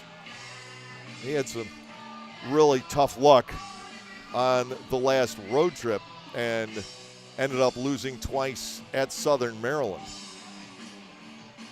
They'll be facing Nelly Rodriguez, who has struck out twice. Gann goes 3 2/3 tonight. He gives up 6 hits and 6 runs, all earned. He walked 3 and struck out 5, hit a batter, and was charged with a wild pitch. Now here is Rodriguez. He's struggled. Last night he walked 4 times and struck out. Tonight he's fanned twice.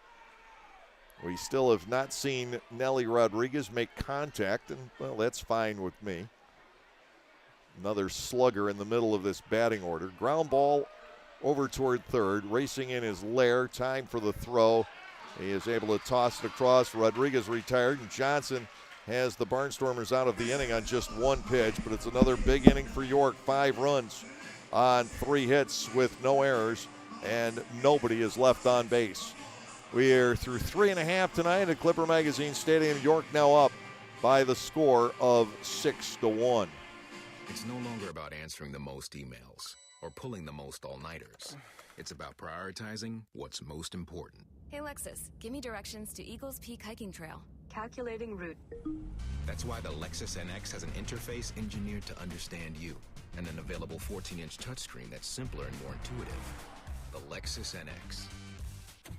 See Bobby Rahal Lexus in Mechanicsburg or Lancaster County. Availability and accuracy of navigation system depends on many factors. Data charges may apply.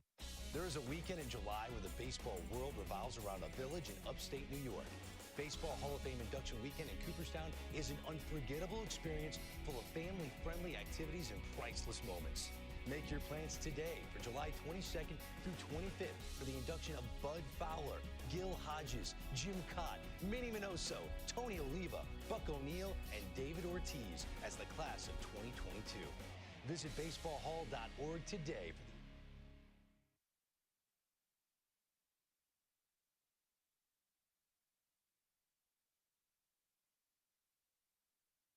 This song reminds me of Love Actually. Well, Eduardo Rivera now staked to a 5-run cushion. He'll be facing Colton Shaver, Andretti Cordero, and Mark Zagunis as the Barnstormers step in the bottom of the 4th inning.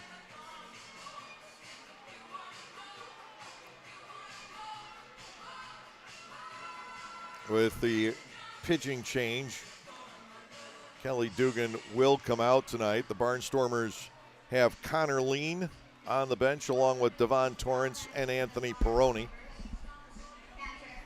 And we'll see at least 2 of them used as pinch hitters later on in the night. Here is Colton Shaver. He struck out back in the 1st inning. 1 of 4 for Eduardo Rivera so far tonight. The Barnstormers need to begin to chip away at this York lead. it's such a stark difference to the first series York was here this year. The Barnstormers outscored the Revs 40-16. And York trying to return the favor here this weekend. Swing and a miss. Shaver down a strike. It is 0-1.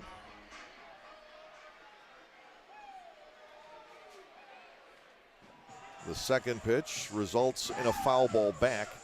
No balls and 2 strikes. Rivera had a long second inning, 24 pitches, but he's not even to 50 on the pitch count yet. Gann got worn down by the deep counts. Swung and missed. Shaver strikes out for the second time. Rivera has 5. Last night, York's pitching struck out 11. Andretti Cordero, the first baseman, will come to the plate. He went down swinging back in the second inning. But this is where you dread playing a team 6 games in a row. We used to have this with the long trips to Sugar Land. Each year we'd make one long one for 6 or 7 games and a short one for 3 or 4. And if the 6-game series got off to a bad start, it could just accelerate. And the Barnstormers need to find a way to have this extended series make a U-turn. They did it with Long Island. The Barnstormers dropping 2 in Central Islip last weekend, coming home and sweeping the Ducks here. 1-1. Cordero pulls this down the left field line, but that is foul. Ball and 2 strikes. Home run for Dugan and a roller up the middle by Clark that got away from Elmer Reyes. The only 2 hits for the Barnstormers.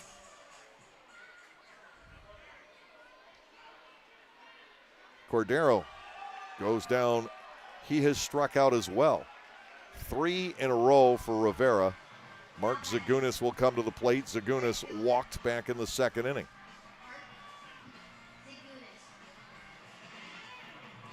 The Barnstormers were looking to use this series.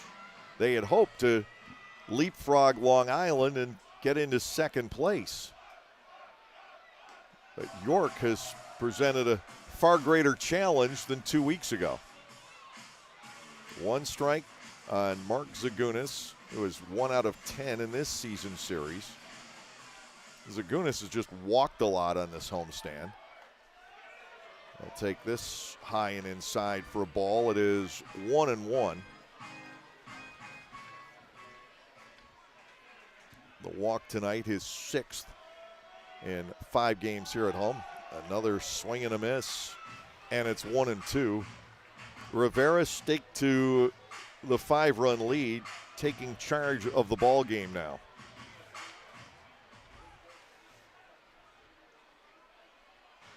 One ball, 2 strikes to Zagunis. A right-hander missing inside. 2-2 the count. We got a group of young fellas down and to our left here, definitely enjoying the game tonight. 2-2 pitch, ball 3. Zagunis at a full count with Anderson Felice waiting on deck.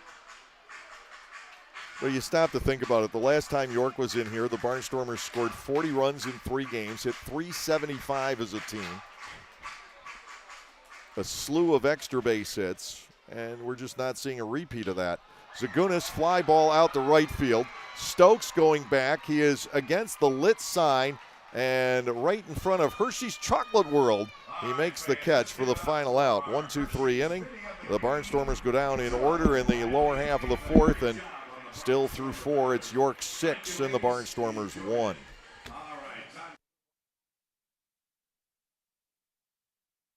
Localflavor.com, local flavor. Localflavor.com, local flavor. Excuse me, are you saying localflavor.com? Oh, yeah, it's where I save big bucks on all kinds of things. Home improvement projects, dining out, family fun, electronics, jewelry, clothing. I even bought my wife a fancy spa package for half price. Half price? Yep, you know all the deals you find in Clipper Magazine. I love Clipper Magazine. Well, they're all on localflavor.com too. And you can get them right on your phone thanks to localflavor.com's mobile app. Here, take a look. Well, this app is amazing. Look at all these restaurants, amusement parks, car washes, fitness centers. This is worth sharing about. Exactly. Localflavor.com online, the Local Flavor mobile app, and Clipper Magazine together. It's like a triple play. Do the cheer again. I'm in. Localflavor.com. Local Flavor. Come on, everybody. Localflavor.com. Local Flavor. Localflavor.com. Local Flavor.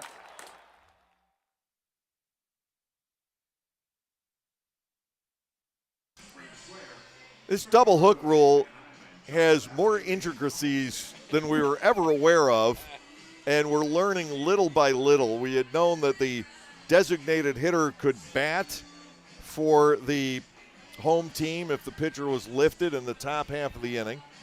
That we had learned just recently, one of the new wrinkles here. And now we find out that you can actually make the double switch after that half inning. The Barnstormers have done that. Kelly Dugan has remained in the game. He goes to right field, and it's Mark Zagunis, who made the final out in the fourth inning, that has taken a seat tonight. And the pitcher will bat in the number 6 slot. Carlos Franco, JC Encarnacion, and Josue Herrera, 5, 6, and 7 hitters scheduled against Chase Johnson as we go to the top half of the 5th inning. York got off to a 4-14 start. Did not have a good series at Staten Island, but the Revs have come in here and they have put together a retaliatory effort to a couple of those lopsided games in favor of the Barnstormers last go-around. Fastball is up and in. Ball 1 and no strikes. The count on Franco, who is 0 for 2 so far tonight with a fly out and a strikeout.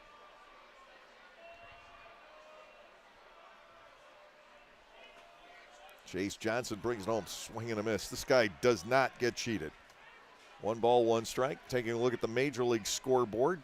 The St. Louis Cardinals shut out the San Francisco Giants today, 4-0. Atlanta tripped up San Diego 6-5. Oakland beat the Angels 4-3 in the first game of the doubleheader. They await the start of game 2.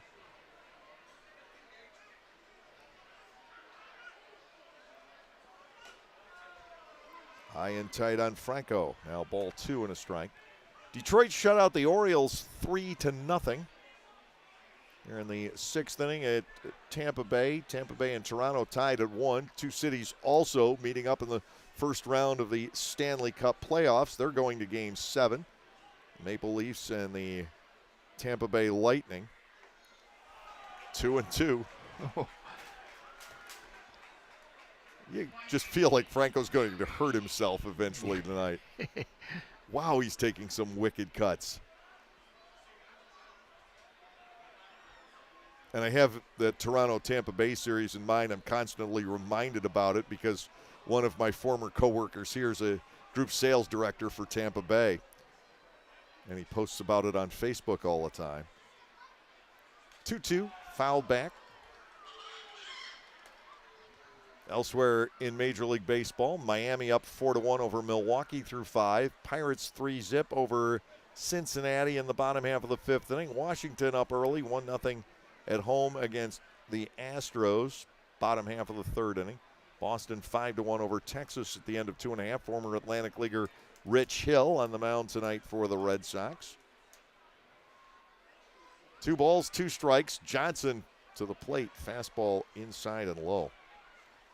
Lengthy at bat for Franco. Barnstormers pitchers have gone to an extraordinary number of full counts in this game. Seattle and the Mets just getting started. Cleveland leads Minnesota 1-0 bottom 3. White Sox 1-0 over the Yankees in the top of the 3rd inning. Cubs in Arizona, Kansas City, Colorado just getting started. The Phillies visit the Dodgers later on tonight. Payoff pitch. Chase Johnson working to Carlos Franco, 3-2, tapped foul. And we'll do it all again. We're facing the leadoff batter in the top half of the 5th inning. And Barnstormers pitchers have thrown 102 pitches already in this game.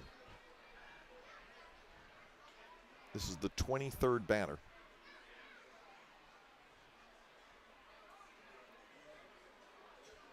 Again, 3 balls and 2 strikes to Franco. And it's fouled to the net. 6-1, York leading, a 5-run explosion, all coming with 2 outs and nobody on base in the 4th inning. Double, single, hit, batter, walk, and Mesa's grand slam.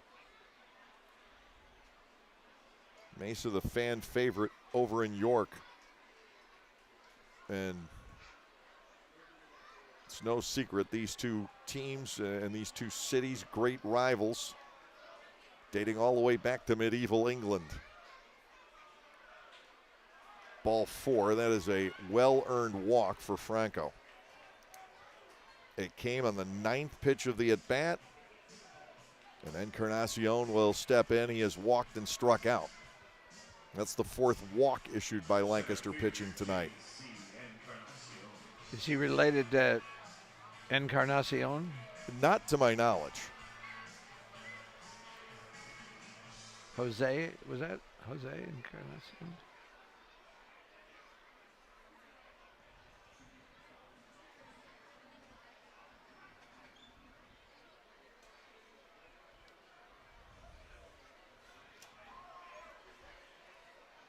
It's possible, I suppose, not listed as such in our materials. Swing and a miss, no balls and 1 strike.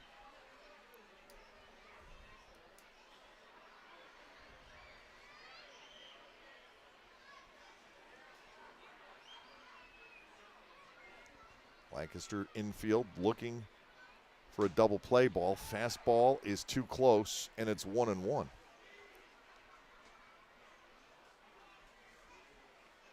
Lancaster pitching walked 7 last night, 4 tonight. It's something that just does not sit well with the coaching staff. At the knees, good pitch from Johnson. He gets it to 1-2. Chase Johnson typically is the Barnstormers' 7th inning pitcher with a lead. And this will stretch the bullpen a little bit should the Barnstormers have a lead in the later innings tomorrow, because Johnson would not be available. Zepchinski's not here. Oh, he chased that badly. Johnson records the strikeout. Second time Encarnacion's gone down swinging tonight. Josue Herrera, the designated hitter, will come to the plate. He is 1 out of 2. It's a very pleasant night at Clipper Magazine Stadium. Again, weather today almost identical to the weather last night that we had here. Showery between about 4 and 6. And then the rains moved out of the area, left us untouched. We have not had so much as a delay. The tarp crew's been busy over the course of this series.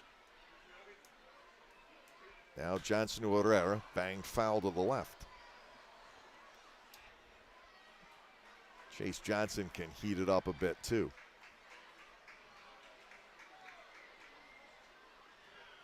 A lot of the Barnstormers sporting new haircuts for this series. Johnson's one of them. I noticed Jake Hoover also got his locks shorn.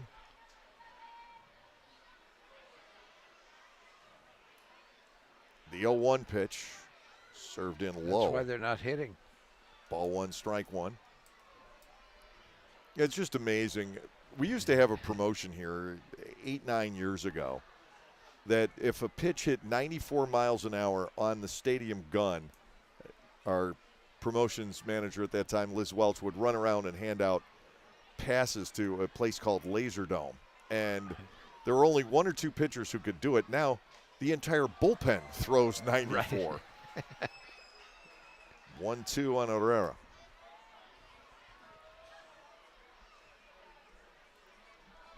Liz, who weighed next to nothing anyway, she would have melted into the concrete here, I'm afraid.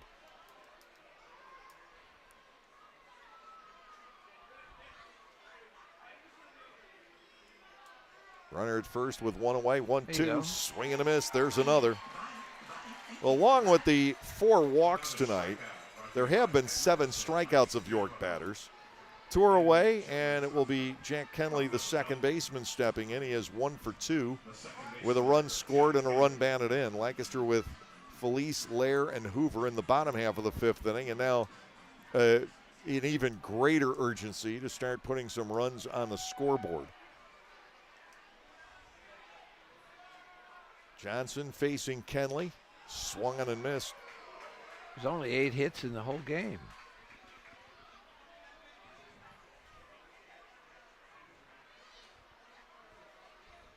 It's the walks. We've seen 6 of those. Fastball, zeroes in at the knees. It's 0-2. Chase Johnson is not monkeying around right now. Fastball after fastball after fastball. We'll see if he pulls a string here on Kenley. The 0-2, nope. Fastball again, popped up, giving Chase his lair over toward the rolled up tarp, and Trace will run out of room. Hoover gets all the accolades for his incredible catches on pop-ups, as well as he should, but Lair is no slouch on them either. We've seen him make a few catches on foul pop-ups in awkward positions. And Johnson on the official gun, still provided to us by Major League Baseball, is tickling 96. Kenley batting 0-2. Swing and a miss. There was an off-speed pitch, slider. Chase Johnson strikes out 3 in a row after the leadoff walk. 1 man left by York.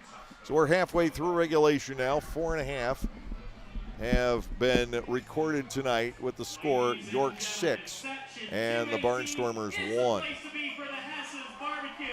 Lancaster County Motors Subaru once again presents the Subaru Outdoor Experience.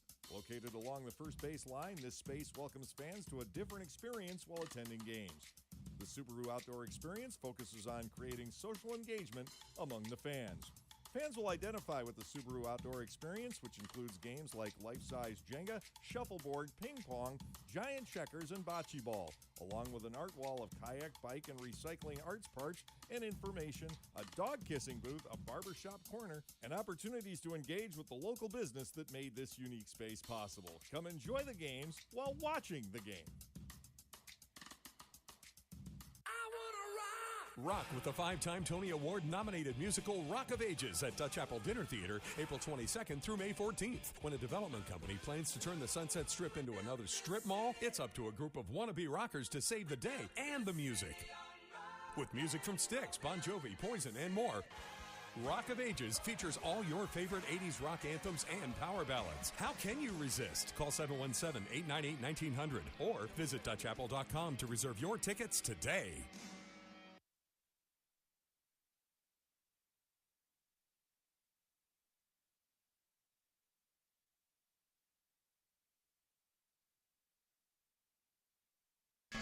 Well, something we'll keep an eye on for a while here.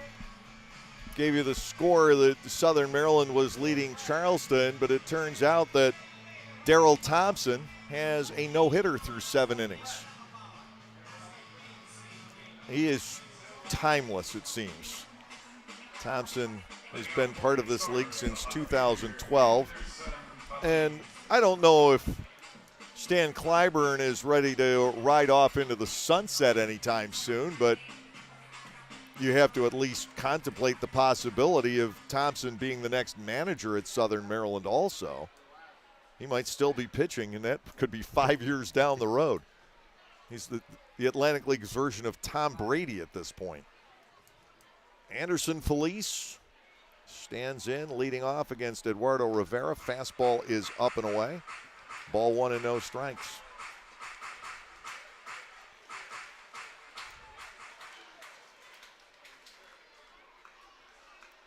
And you don't know if it's a role that Thompson would even want, but he is a local guy. It's kind of his franchise. He's the face of it down there. But if he was the manager and a pitcher, every time he went to the mound, that would count as a visit. He's already the pitching coach. If you talk to yourself, is that a mound visit? That's what I'm saying. We have. He's not alone in this league. Wild Health and Charleston both have pitching coaches who also play on the club. I don't think you could really do it effectively as a reliever. In both cases, starting pitcher. We had one here back in 2019 with Jonathan Albaladejo. 2 balls and 2 strikes. We've also had player coaches on the hitting side as well. It's tough to be effective, I think. Breaking ball in the dirt, 3-2. Josh Bell for 3 years here was a player coach on the hitting side, and he tended to focus on his teammates and not his own game. Pulled out to right field, the line drive, that will be speared by Stokes going to his left. 1 out, and Trace Lair, the third baseman, will check in. And JB didn't produce offensively quite as he had in 2016. And it all started, he had a serious knee injury, and the thinking initially was he wasn't going to be able to play again, so he became the hitting coach here. He did a great job as a third baseman back in 2016, and then found out he could play again. The Barnstormers needed to fill the roster spot. He got activated, and for about 2.5 years, he was a player coach.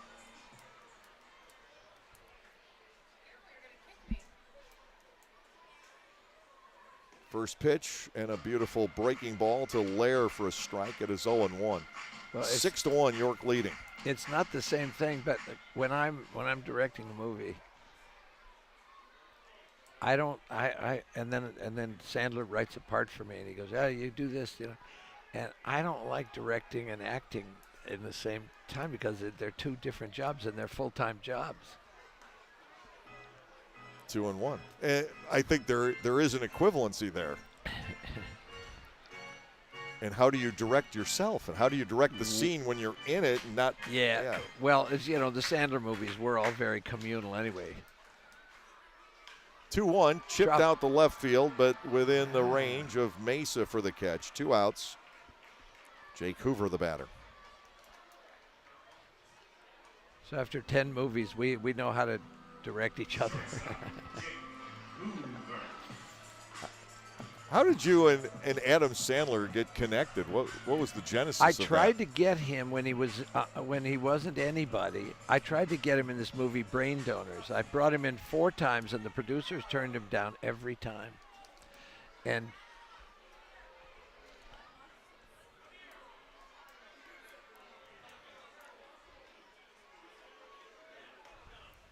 I kept saying to these guys, "Hey, this guy's good." And they say, "Just don't bring him in anymore." I go, "All right." So we do the movie Brain Donors. It was a flop. 0-1, the count to Hoover. Swing and a miss. Rivera has him at 0-2. And a few years later, I get a call. And they say, "Hey, there's a movie that they got to get a director tomorrow. They're 5 weeks from shooting, and they haven't got a director yet." So they say, "We'll send you the script." They sent me the script. I go in the next morning. Now at this time I didn't know who was in it or what, and I didn't know anything about it. I open the door, and it's Sandler, and he goes, "Hey, it's you." And I go, "It's you."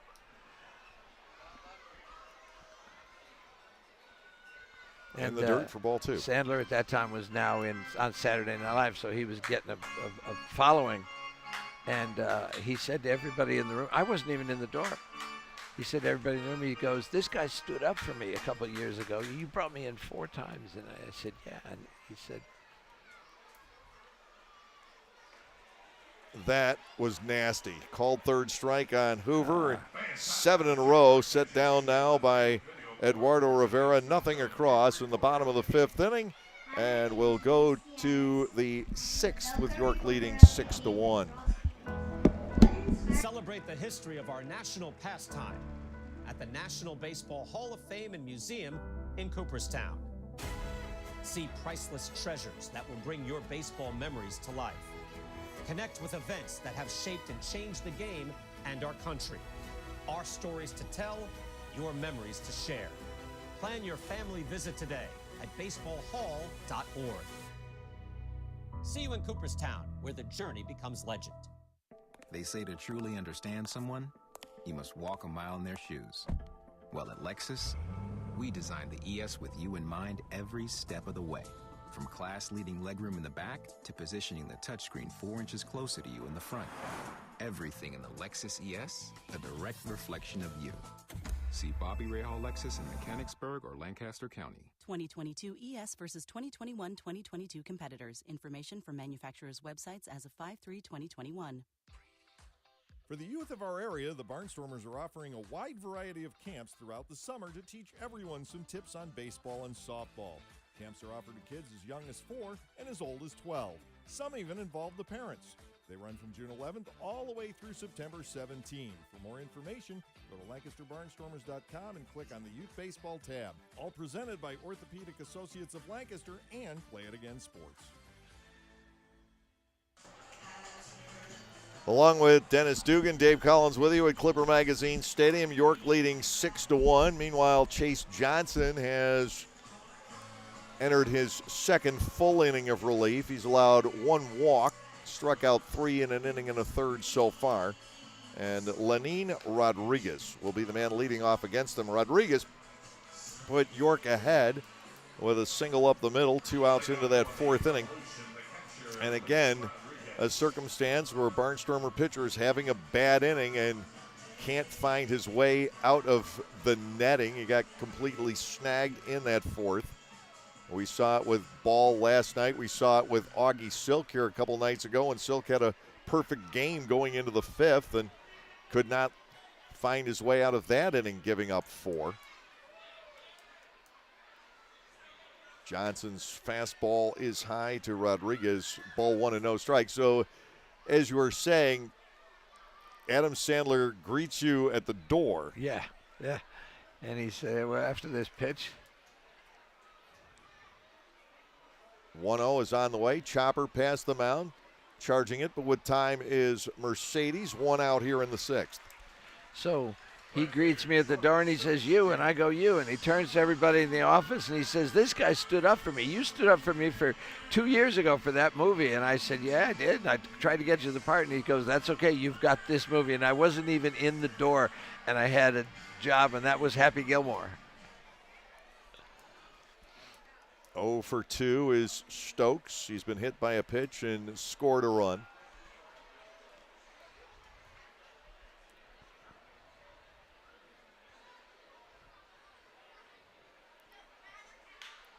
Drilled to center.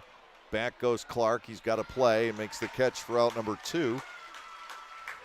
Johnson getting the outs a lot more economically than last inning, even though he got them.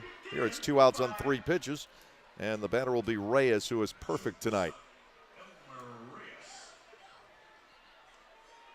It was certainly a springboard film, I guess, for Adam Sandler, but also Ben Stiller. I think people forget that he had a part in that movie. Playing the nasty orderly at the nursing home. They cracked each other up. It was so hard to get a take out of them because they just loved each other, and they laughed and laughed and laughed. Ball 1 is inside, 1-0. They couldn't get through a take without cracking each other up.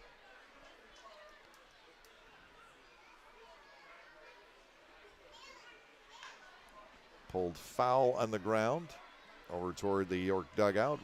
1 ball, 1 strike to Elmer Reyes here. 2 outs, nobody on. 5 in a row, retired by Chase Johnson. That the Barnstormers offense at some point needs to kick into gear. Down by 5 here in the 6th inning. 7 in a row retired, 4 on strikes, 3 on fly balls by Rivera. Must be raining again. The umbrellas are all out. I've seen a few pop open. Chopper over toward 3rd, and again foul. Noel Polanco will pick that up. 1-2. This weekend, judging by the forecast coming in, could have been a lot worse than it actually has turned out to be. The initial forecast made us think we weren't going to get either one of these games in. And we've gotten both in without any stoppages. Well, I was thinking that I came here and Kelly was sick and I was going to miss 4 games of him, and then it was the next 2 were going to get rained out. You don't have to deal with this in L.A. No, we don't. The rainy season is December 18th. Yeah, up till noon. 2 balls, 2 strikes. Ground ball on the right side, and that's gobbled up by Mercedes. There you Quick, go. easy inning for Chase Johnson in the top of the 6th. 1, 2, 3 go the Revs. We're through 5.5 now with the score York 6 and Lancaster 1. This season offers a whole line of new items from Otto's Hospitality. Dig into the world-famous Nathan's Hot Dogs. Take a trip to Otto's Cantina for a walking taco or your favorite adult beverage. Enjoy a helmet of Otto's meatballs or a sausage with peppers from the Broken Bat Deck. For the sweet tooth, there are jumbo chocolate chip cookies, Skyline cotton candy, and ice cream novelties. Or simply snack on Emma's popcorn in a variety of exciting flavors. What a great way to savor your time at the ballpark, courtesy of Otto's. There is a weekend in July where the baseball world revolves around a village in upstate New York.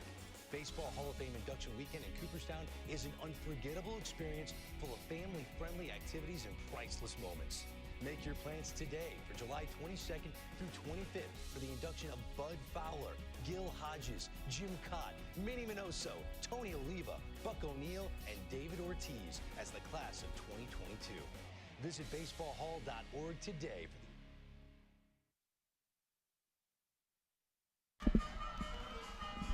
Saturday night baseball being played in occasional showers here at Clipper Magazine Stadium. York in charge of this game, 6-1. But we still have to get through that transition time for the Revs, and Mark Mason will keep an eye on Rivera, who's making his first start of the year. When do you pull him? Because it will happen eventually, but if you don't make the right call on it, game can get away in a hurry. A lead can get away in a hurry. Melvin Mercedes is 0 for 2 tonight on fly balls to center. He will be leading everything off in this bottom half of the 6th inning. Then Clark, who's extended his hitting streak to a team season high 8. And then Kelly Dugan, who ended up moving out to right field.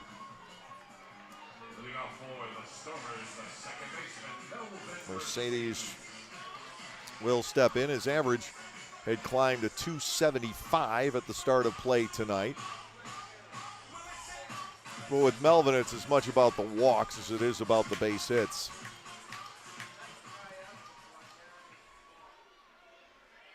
He was ahead of Rivera.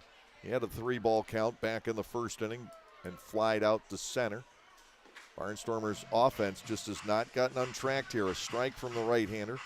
It is 0-1, and that really was true against Martinez last night. Lancaster did put 2 runs on the board in the 9th against Alberto Rodriguez. Here's a swing and a miss. It is 0-2. I've got to ask you, Dennis, of all the roles you played, which was your favorite? I think probably Captain Freedom on Hill Street Blues. Ball is high, 1-2, and that was the first time I heard from you. It was on Superhero Day last year. And Pete Andrelzik and I were doing a Blue Ridge game, and it was a total blowout, and we were just talking about superheroes, and you texted me, you forgot Captain Freedom. And after a while, it dawned on me that you had played that role. That was such a tremendous series. Groundbreaking for the time. 2-2. Popped up foul out of play. The count will continue. Oh yeah, complete. I mean, it just broke. It broke all the norms in television. And I will sometimes, and you were involved with NYPD Blue as well. And sometimes I will get episodes of those shows tangled in my mind because there were some similarities. Ground ball, second base, easy play for Kenley. Mercedes retired, 1 out. That's 8 straight for Rivera. Clark to step in.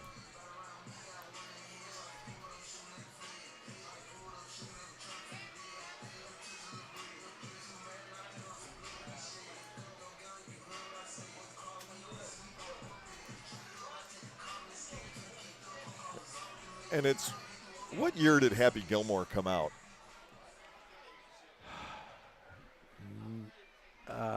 Like 94, 95, maybe 96. Yeah.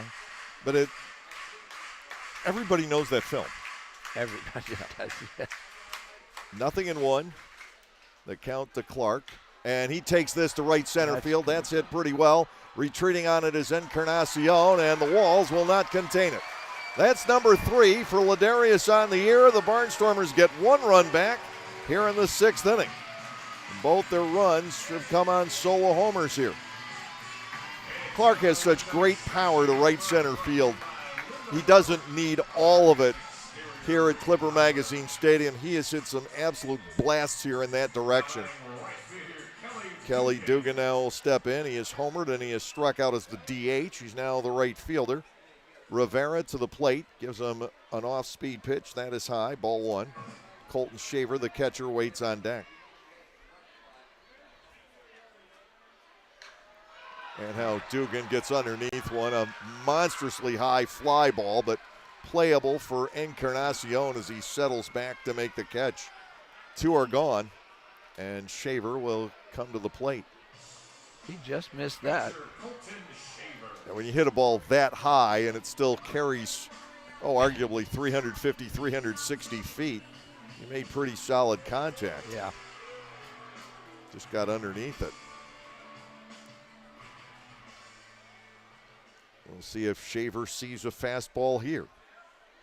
He doesn't get many. Rivera brings home another hook. It's squibbed up the line at first. That ball could turn back fair. It does not. And it is simply strike 1 on Shaver. That ball had so much English on it, and there are so many cleat marks along that first baseline just from the wear and tear of this game alone. I'm sure it was smooth to start the night. That ball was taking crazy bounces every which way. Now, what's his responsibility? Because he's supposed to be running in that box. If the ball's in that box, and you also have to clear way for a defender. But the part of the idea is, if you're in that box, it's a foul ball. Right. You're not supposed to kick it though. You have to avoid the path of the ball. It gets jammed. Slow roller to second. And Kenley will end the inning. Lancaster does get a run back on the Clark homer. 1 run, 1 hit, no errors, nobody left. We're done with 6 with our score. York 6 and now Lancaster 2. There's a weekend in July where the baseball world revolves around a village in upstate New York. Baseball Hall of Fame induction weekend in Cooperstown is an unforgettable experience full of family-friendly activities and priceless moments. Make your plans today for July 22nd through 25th for the induction of Bud Fowler, Gil Hodges, Jim Cott, Minnie Minoso, Tony Oliva, Buck O'Neill, and David Ortiz as the class of 2022. Visit baseballhall.org today for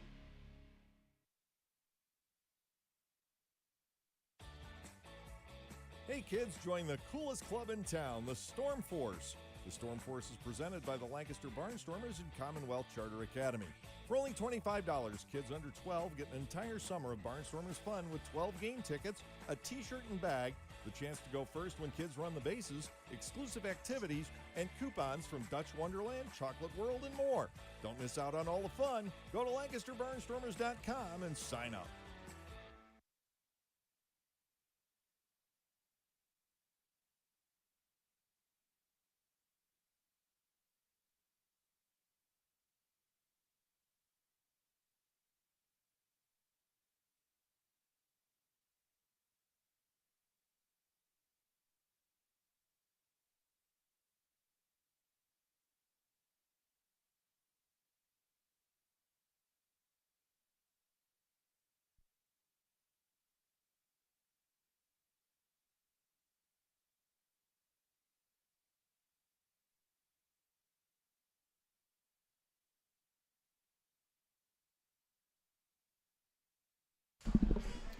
Chase Johnson has inherited this game from Cameron Gann in the 4th inning, and Johnson has done his best to keep the Barnstormers in it. Lancaster whittling a run off the lead on the Clark homer in the bottom of the 6th inning, now 6-2.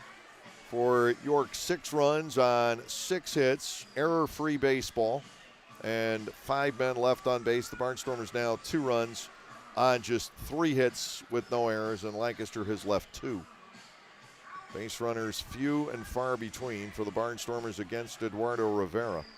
Lancaster struck first. Dugan with a home run in the opening inning.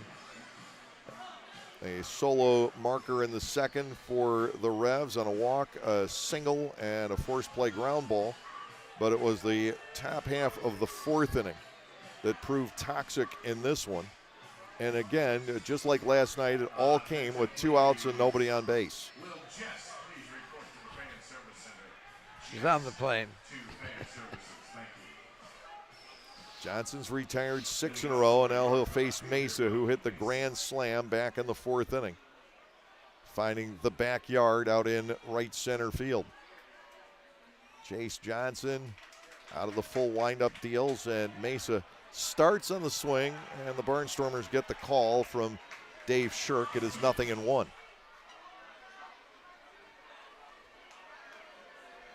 Defense straight away against Mesa, and you have to.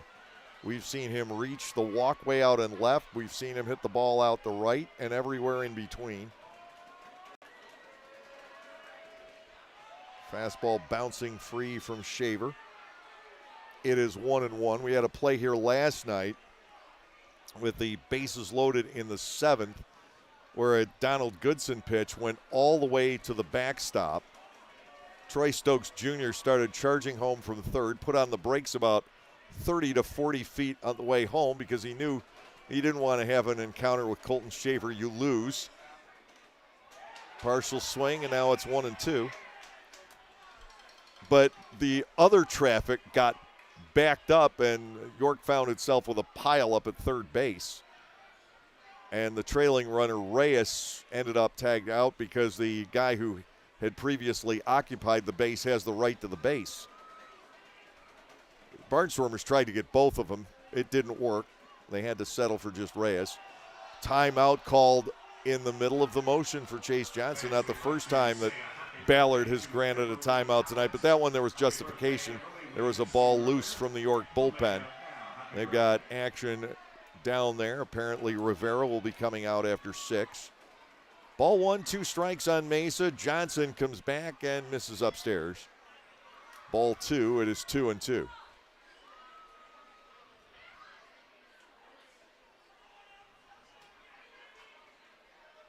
Very still weather, and the showers in and out here. We saw some drying agent applied to the mound before this inning could get underway. To Mesa, foul ball back into the net. Still 2 balls and 2 strikes. I actually had to explain what happened on that play to the folks at Major League Baseball today. They were like, well, it had to be a pickoff or a caught stealing, right? And it wasn't listed as either. No, actually, here's what happened. Oh, it's just, it goes down as an other attempt to advance. Swing and a miss. That ball gets away from Shaver, and Mesa will bolt down to first after a little bit of a delay. Johnson with the strikeout, his 4th, but the wild pitch enabling him to reach. Nelly Rodriguez will come to the plate. He is 0-3. That's a strikeout. Yeah. We had a huge debate about that for about 12 hours from our opening night game and into the next morning, whether that too was a base hit or a strikeout. And the baseball people had gotten one piece of information on that. The communications people had gotten the other. And there were a lot of phone calls made to see which way that went, but it is a strikeout, as it should be. Rodriguez has struck out twice and grounded to third. Johnson will deliver low. It is ball 1 and no strikes. Now here's a question I have. Why do they don't do it here, but everywhere on television and in every major league game? We have a 1-0 to the first baseman Rodriguez. That's slapped to Prince Street. They put up the speed of the pitch and then take it right off. Is there some reason for that? Because it seems like they don't want that to be a stat. They're not I don't think you're obligated to put it up there. We do it. The teams like it, and you're not allowed to use electronics in the stands in this league. And keep the information that way. Fly ball, right center field. This is carrying. Back goes Clark. This one is off the fence. Clark having trouble digging it up. Mesa will be held at third on the slow track, and Rodriguez in at second with a double. Second and third now with nobody out in the seventh inning. Another extra base hit for the York Revolution. Last night they had 8, and tonight the count is at 4. Carlos Franco is scheduled to come to the plate. You wonder how much Chase Johnson has left, and Mark Johnson, no relation, maybe thinking the same thing. Mark is from the Buckeye State. He's from Ohio, near Dayton originally. Lives in Erie, Pennsylvania now. Settled there after either playing or coaching the Seawolves a number of different seasons over the span of about 2 decades. I had to have called a Mark Johnson start somewhere along the way. We were in the Eastern League simultaneously, but with a name that common, I don't necessarily recall it.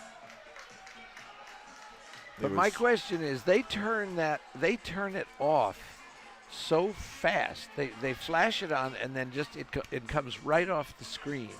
And there must be some reason. Ask your major league pals. And I wouldn't know what that would be. They get all the information in the dugout. You're not keeping any secrets from but the fans like from the teams, but the fans like it. Yeah. Ross Peoples has brought his infield in. Mound visit has been made. Runners are at second and third with nobody out. Carlos Franco, the batter. You could think about a walk here, but why keep stacking base runners at this point? 1-0. Johnson missing down low. The Barnstormers get action going in the bullpen with the left-hander Tommy Shirley, who got more or less rushed into the game last night. Lair, Hoover, Mercedes, and Cordero. The infielders up all the way around, and now it's 2-0. Johnson has already logged 2 2/3 innings tonight. Guy who's pretty much a career-long reliever. Please report to the Fan Service Center. Just up to Fan Services. And they're going to give him the intentional walk now. Franco being informed that he gets ball 3 and ball 4. He doesn't have to do anything. Another thing that we pioneered here in the Atlantic League that's gotten to Major League Baseball. Thank goodness. The bases are loaded with nobody out. True story, though. We have had 3 games before this was implemented, 3 games decided on a wild pitch during an intentional walk in our history. Wow. The first 2 were against Somerset. I can't remember the third one. The first 2 were against Somerset. We lost there and won here. Lined into right center field. That is a base hit for Encarnacion. It will score 2. Stopping at second base is Franco, and it's now 8-2 in favor of the York Revolution as the night starts to come undone for Johnson, who had pitched beautifully through the 5th and 6th innings. First and second, and Ross Peoples will come out. Josue Herrera, left-handed batter, coming in, and Tommy Shirley will be entering the scene as well. We're in the 7th inning, York leading 8-2. We'll be back in a moment. Are you sick and tired of washers that don't use enough water or take 2 hours to clean and don't last more than a few years? Well, come into Gockenauer's in East Petersburg now and let us show you the Speed Queen commercial grade laundry. Built the old-fashioned way with warranties up to 7 full years. Gockenauer's will deliver and install your new Speed Queen, and we know you'll be fully satisfied with your purchase. Gockenauer's in East Petersburg, your hometown dealer for 73 years.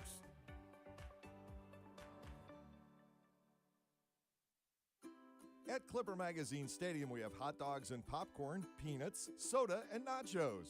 But what if, say, you are only 3 months old and mom wants to have a night out and watch the Barnstormers? Well, thanks to May Grant Obstetrics and Gynecology, the littlest of Stormer fans now have a place to go for dinner during the game. Tots can take mom to the Little Sluggers dugout behind Section 13 at the stadium for a comfortable private feeding experience. A brightly painted room with comfortable furniture and TVs tuned to the game, it is the perfect spot for baby and mom during a night at the ballpark. Knockoffs, copycats, imitators. They all share one thing in common. They always pale in comparison next to the true original. Just like the stylish and versatile Lexus RX. The crossover that paved the way for others. And it's still the best for one simple reason. Nothing else is as good as the original. See Bobby Rahal Lexus in Mechanicsburg or Lancaster County. Tommy Shirley takes over in the 7th inning, second game in a row that Shirley has entered to face a left-handed batter in with Mark Zipchinski at home in Arizona. Shirley, the only left-hander that the Barnstormers have in the bullpen at the moment.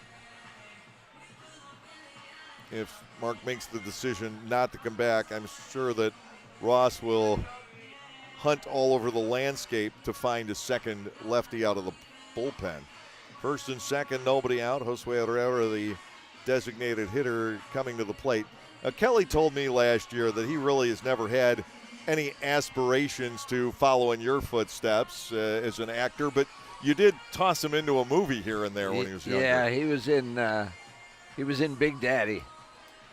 And that was basically, he loved the first day, and the second day he looked at me and said, I don't know how Adam does it. And that ended his acting career.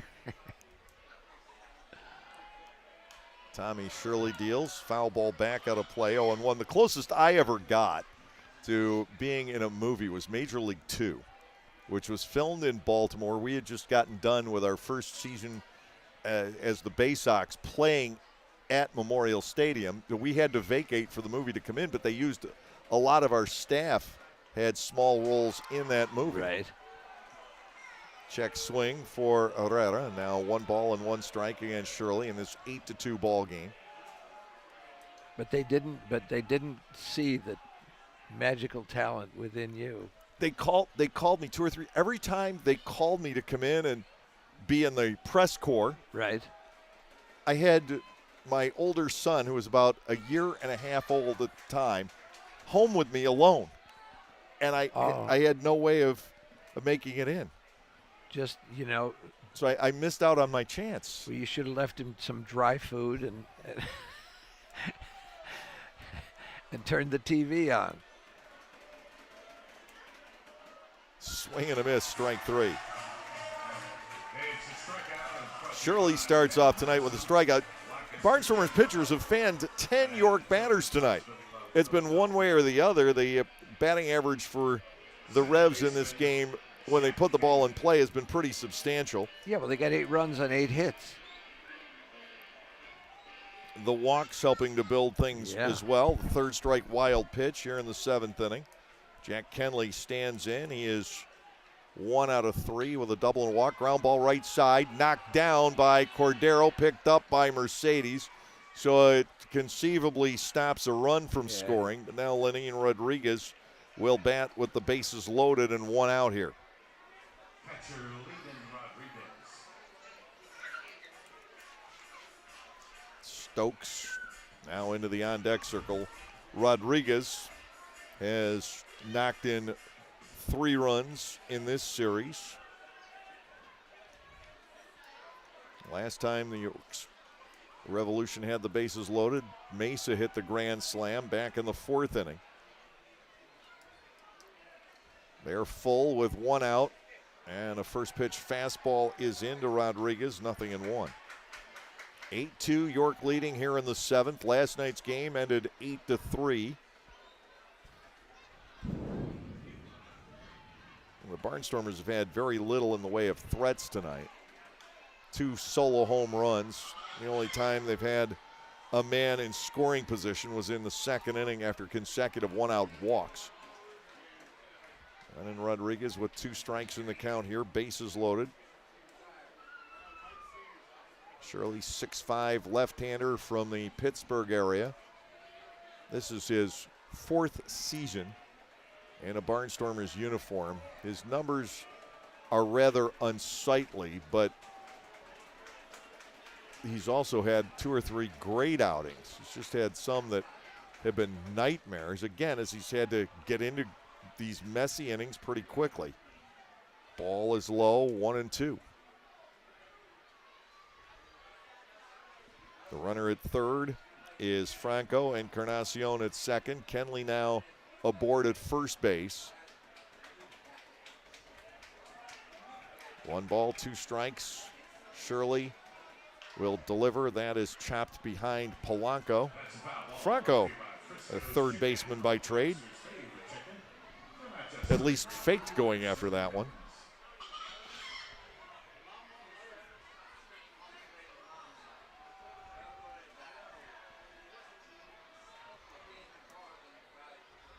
Shaver running Shirley through the signs. Up and away though, 2-2.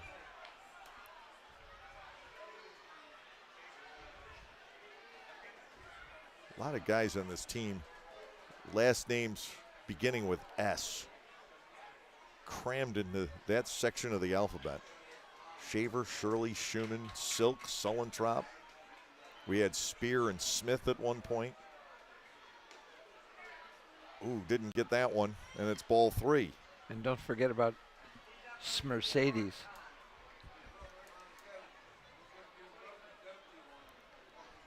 This is a huge pitch right now. Barnstormers just wanting to get some outs.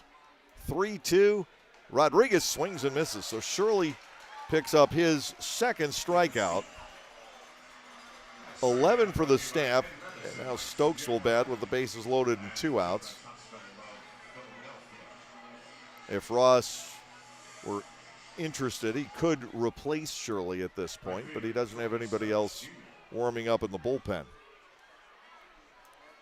0 for 3 with a hit batter tonight. HBP is Stokes. Shirley crams him inside for ball 1, 1-0. Top of the 7th, and this inning has gone on for a while. It's featured 3 strikeouts, but Mesa got on board on a 3rd strike wild pitch. Stokes jammed, fouls it back. It is 1-1. It's 2 pitches from Shirley right in on the hands of Troy Stokes Jr. Johnson worked 2 1/3 tonight. And he's been charged with 2 runs. A couple of these guys, his responsibility, fouled at the plate. Shirley has a chance to get out of here. Franco and Encarnacion still belong to Chase. Kenley is Tommy Shirley's runner.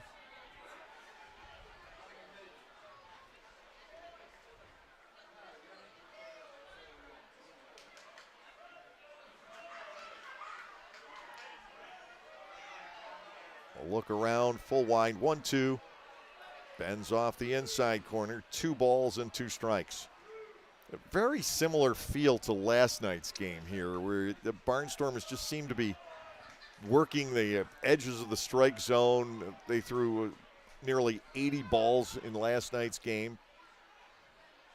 Here's a 2-2. Stokes with a fly ball to right. Giving chase toward the corner is Dugan. Kelly there leaps up, and he can't draw that one in. This is going to score 2.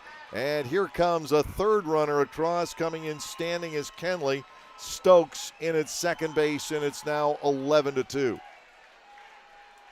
If you have not played a lot of right field here at Clipper Magazine Stadium, it can be really tough to figure out exactly how that ball is going to play out there, especially when you approach the corner. Stokes gets a 3-run double.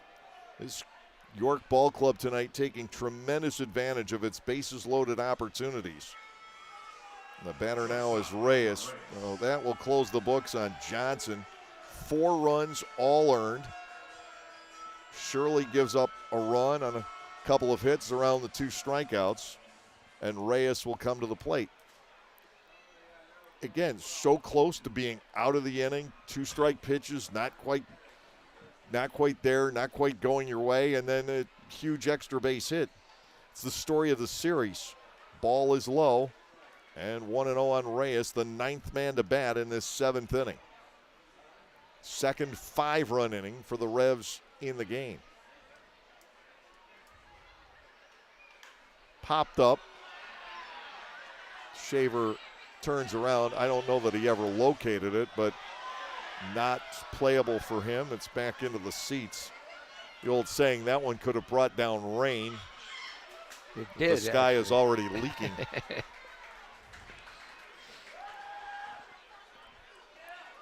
Reyes finally retired back in the 6th inning on a ground out. Johnson got through that inning in a hurry, couldn't get an out here in the 7th.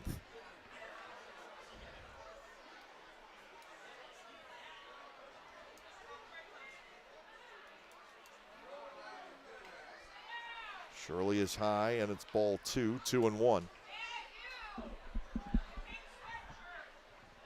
And now it's almost getting to the stage where you just want to accelerate the game and get out of the dampness tonight. The humidity is settled in. Rocketed but foul down the left side, and it's 2-2.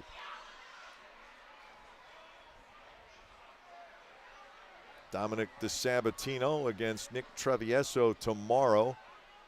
1 o'clock for the series finale. Tomorrow, the weather should be good when we start. And depending on the length of the game, we might get some weather through before it ends. 2-2. Ground ball right side. Cordero will handle it, and he is going to underhand to Shirley as the Barnstormers finally get through this inning, but it's another crooked number 5-run score. There were 4 hits in the inning. It all started on a 3rd strike wild pitch. No errors, and the Revs strand 1. Time for the 7th inning stretch here in Lancaster, 11-2 in favor of the York Revolution. Localflavor.com, local flavor. Localflavor.com, local flavor. Excuse me, are you saying localflavor.com? Oh, yeah, it's where I save big bucks on all kinds of things. Home improvement projects, dining out, family fun, electronics, jewelry, clothing. I even bought my wife a fancy spa package for half price. Half price? Yep, you know all the deals you find in Clipper Magazine. I love Clipper Magazine. Well, they're all on localflavor.com too. And you can get them right on your phone thanks to localflavor.com's mobile app. Here, take a look. Well, this app is amazing. Look at all these restaurants, amusement parks, car washes, fitness centers. This is worth sharing about. Exactly. Localflavor.com online, the Local Flavor mobile app, and Clipper Magazine together. It's like a triple play. Do the cheer again. I'm in. Localflavor.com, local flavor. Come on, everybody! Localflavor.com, local flavor. Localflavor.com, local flavor.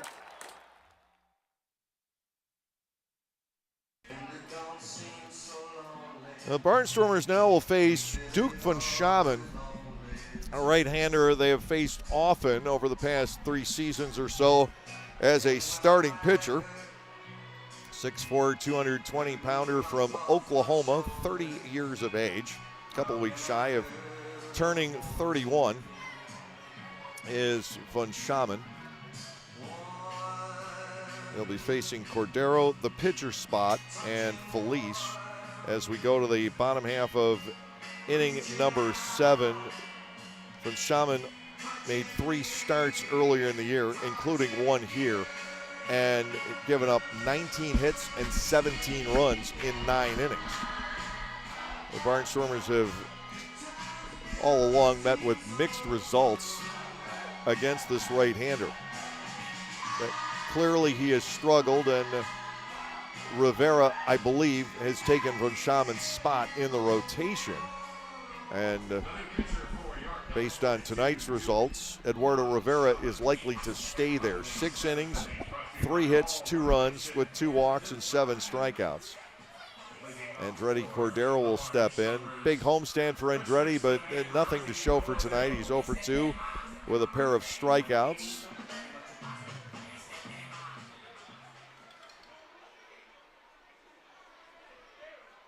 First delivery is taken for a strike. It is 0-1 on Cordero. The Barnstormers will have Tommy Shirley, it appears, bat for himself. 0-2, and he is a halfway decent hitter. I was going through the bench trying to figure out, we got Peroni, we got Lean, and well, the only guy who bats left-hand is Devon Torrance, but that's way too big to be Devon, and realized that Shirley's going to take his own turn here in this 11-2 game. Cordero bats 1-2 against Von Schaman.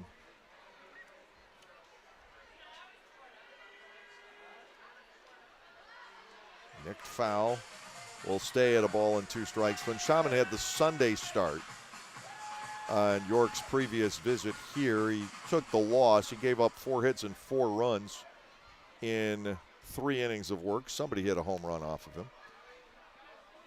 We won't name names. 1-2. Cordero holds off on the high fastball, and the count levels 2 balls and 2 strikes. Same guy who hit a home run in the first inning tonight. Kelly has hit a home run all 4 games he has played against York this season. 2-2. Ground ball, third base. Stays true for Franco. An easy throw across the diamond. 1 gone in this 7th inning. And now, for the first time all year, we'll see a pitcher bat for himself.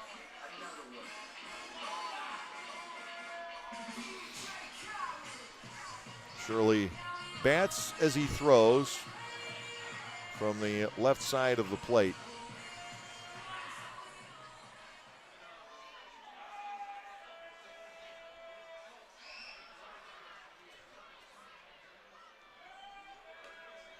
And Shaman misses outside. It is ball 1-0. But you always hate walking the opposing pitcher.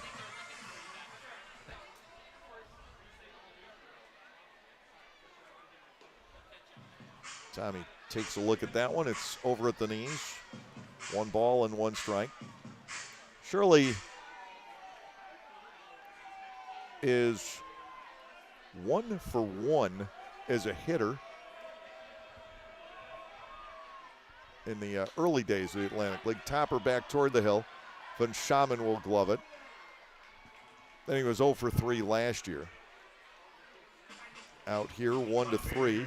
Felice will step in. But I knew I had seen him deliver a base hit at some point. Did the pitchers now take BP at all? Your starting pitchers wouldn't under this double hook rule. The relievers probably should. And we've had some guys that did take BP, like Ben Wanger when he was here, because he was really a two-way player, preferred to pitch at this stage of his career. Right. Fastball is outside, but you could always use him to pinch hit. He had some great numbers for Team Israel as a hitter in the European, not so much in the Olympics, but in the European Baseball Championships in September. 1-0. Felice pops this up. They're going to gather around this one. Who calls for it? It will be Reyes, the shortstop, just to the left of the mound. A 1-2-3 inning for Von Schaman. 11-2 in favor of York as we go to the 8th inning.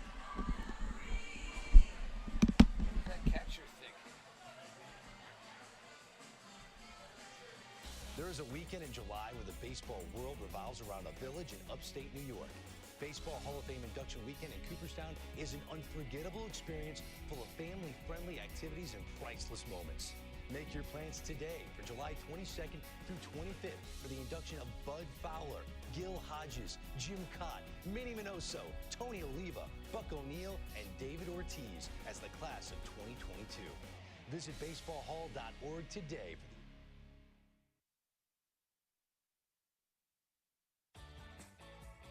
Hey kids, join the coolest club in town, the Storm Force. The Storm Force is presented by the Lancaster Barnstormers and Commonwealth Charter Academy. For only $25, kids under 12 get an entire summer of Barnstormers fun with 12 game tickets, a t-shirt and bag, the chance to go first when kids run the bases, exclusive activities, and coupons from Dutch Wonderland, Chocolate World, and more. Don't miss out on all the fun. Go to LancasterBarnstormers.com and sign up.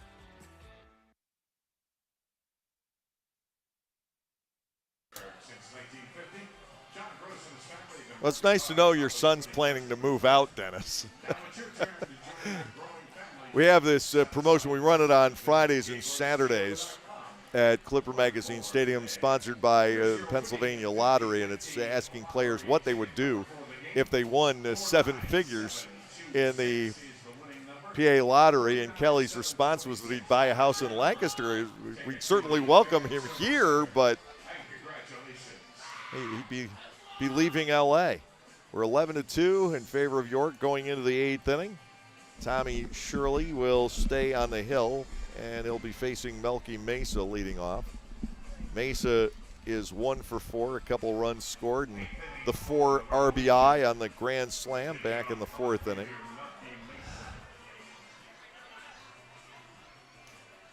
Barnstormers set the franchise record giving up grand slams last year, and it wasn't even close. I believe the previous record had been 6. Last year it was 10. And Mesa with the first of this season. Barnstormers have been outscored 11-2, out-hit 10-3. Shirley gets the fastball past the right-handed batting York left fielder. No balls and 1 strike. I wonder if they're still going to be playing Baby Shark over in York when Mesa steps into the box. We'll find out on Tuesday. Breaking ball to the outside corner. It's 0-2. Shirley got 2 strikeouts last inning, but also gave up 2 hits and a run.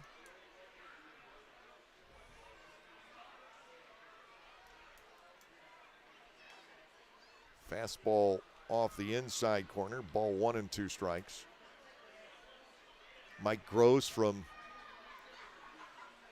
Lancaster newspapers is planning to do a story on Tommy Shirley that's going to be of interest. It's a little off the beaten path, but it does fall under the general umbrella of the merger that we've seen over the past couple of decades of baseball and science. Swung on and missed. Well, Mesa strikes out for the 3rd time tonight. 1 out in the 8th inning. 12 York batters have struck out in this game. Here's Nelly Rodriguez, who doubled to right center field back in the 7th inning.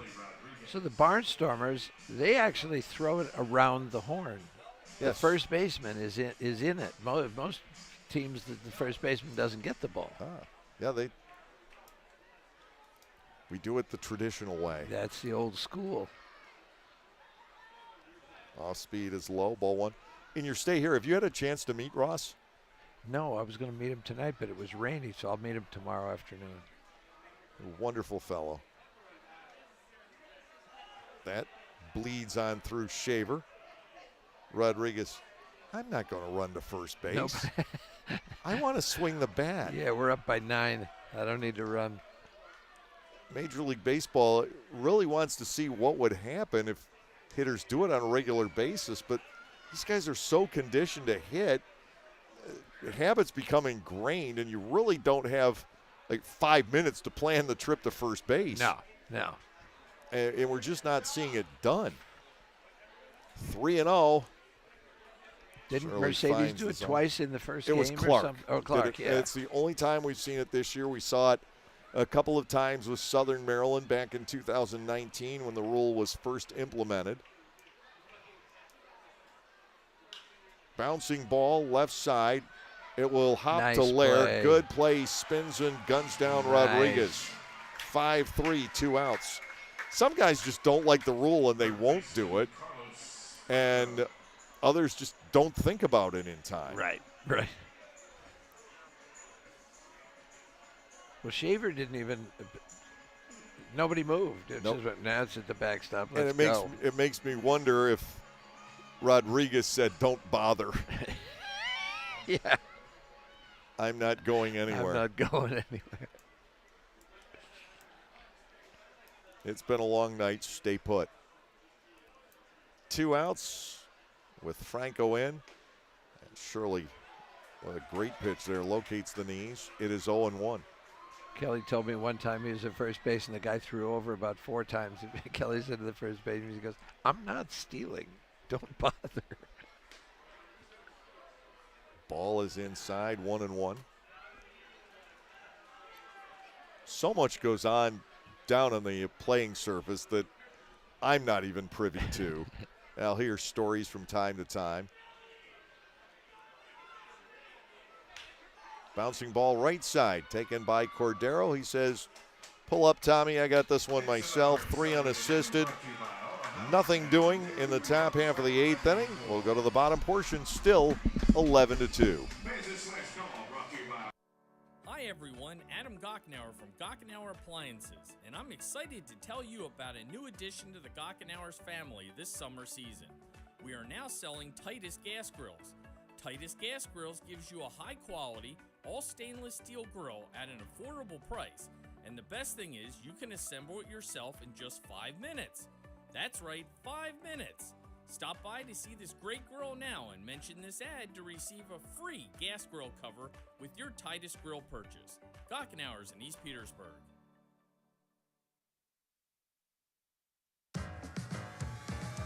Pennsylvanians are creating their own soundtrack. Thanks to PA Lottery scratch-offs, excitement's back. Pennies, nickels, dimes, or quarters, no matter your choice, scratching's always in order. With big top prizes and second chance drawings, thrills await. They're out there calling if it's excitement you seek and you're looking for action, play the PA Lottery. And keep on scratching. Must be 18 or older. Please play responsibly. Benefits older Pennsylvanians every day.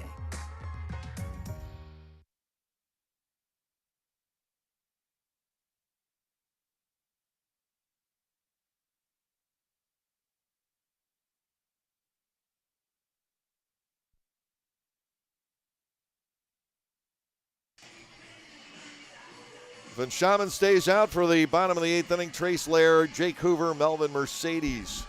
The slated hitters, it's pretty much been all York tonight. The Barnstormers did draw first blood, but York took charge of this game in the 4th inning, and the Revs really haven't let up. It is 11-2.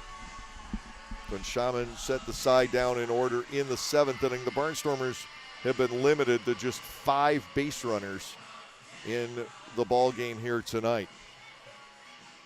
Tomorrow afternoon, we'll be back at 1 o'clock, and then a 6-game road trip will be coming up.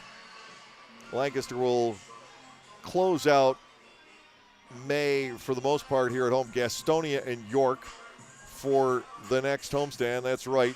The Revs scheduled to be here every other weekend for the first 5 weeks of the series. All 3 weekend series for the Barnstormers will be against York in the first 6 weeks of the season. High for a ball, 1-0 to Lair.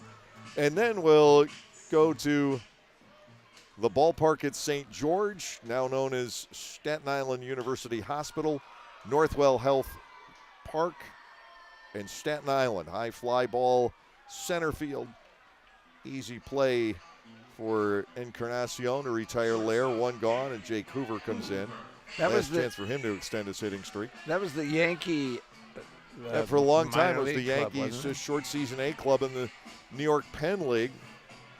The Atlantic League absorbing 4 once Hagerstown joins in 23 or 24. Timetable looks like it's pushed back a little there.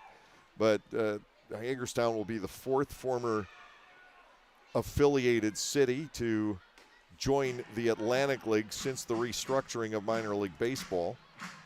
1-0. The count on Hoover. And there could be more. It may not be done. League President Rick White certainly hopes to get to 12 teams. Fly ball right center field. Loping over is Encarnacion, and that's the second routine put out for him here in the 8th. Mercedes is 0 for 3, so his on-base streak starting is in jeopardy right now.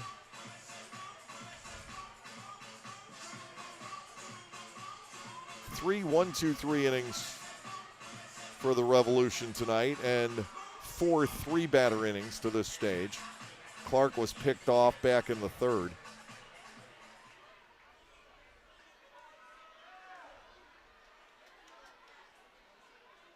Von Schaman fires a strike. Mercedes trails 0-1. Does he have better numbers on one side of the plate than the other? He's generally pretty balanced. You'll see that with switch hitters a lot. Felice has been, for the most part, better from the left side of the plate so far this season. Sometimes there's an ebb and a flow to it. It doesn't follow any noticeable pattern. Coming in here, Mercedes was hitting .292 right-handed, .238 left-handed, but that's not a huge discrepancy with as few at-bats as he's had. 0-2 to Melvin. Von Schaman deals, and that's swung on and missed. The Barnstormers out on 6 pitches in the bottom of the 8th. This game's gone into hyperspeed. We'll head to the 9th at 11-2. It's no longer about answering the most emails or pulling the most all-nighters. It's about prioritizing what's most important. Hey Lexus, give me directions to Eagles Peak Hiking Trail. Calculating route. That's why the Lexus NX has an interface engineered to understand you and an available 14-inch touchscreen that's simpler and more intuitive. The Lexus NX. See Bobby Rahal Lexus in Mechanicsburg or Lancaster County. Availability and accuracy of navigation system depends on many factors. Data charges may apply. There is a weekend in July where the baseball world revolves around a village in upstate New York. Baseball Hall of Fame induction weekend in Cooperstown is an unforgettable experience full of family-friendly activities and priceless moments. Make your plans today for July 22nd through 25th for the induction of Bud Fowler, Gil Hodges, Jim Cott, Minnie Minoso, Tony Oliva, Buck O'Neill, and David Ortiz as the class of 2022. Visit baseballhall.org today for Tommy Shirley has been relieved. He worked 2 innings tonight, 1 hit and a run. He struck out 3. And Oscar De La Cruz will get to work the top half of the 9th. And then the Barnstormers would need an historic rally in the bottom of the 9th inning. Lancaster would still have the back end of the bullpen, Graham and Schumann, for the 8th and 9th innings tomorrow. But if there is a need for a setup reliever in the 7th inning, my guess is that Tyler Sullentrop would have the honors tomorrow. Game 3 of this series. We have already been involved in so many sweeps this year. You almost don't want to see another one for a while.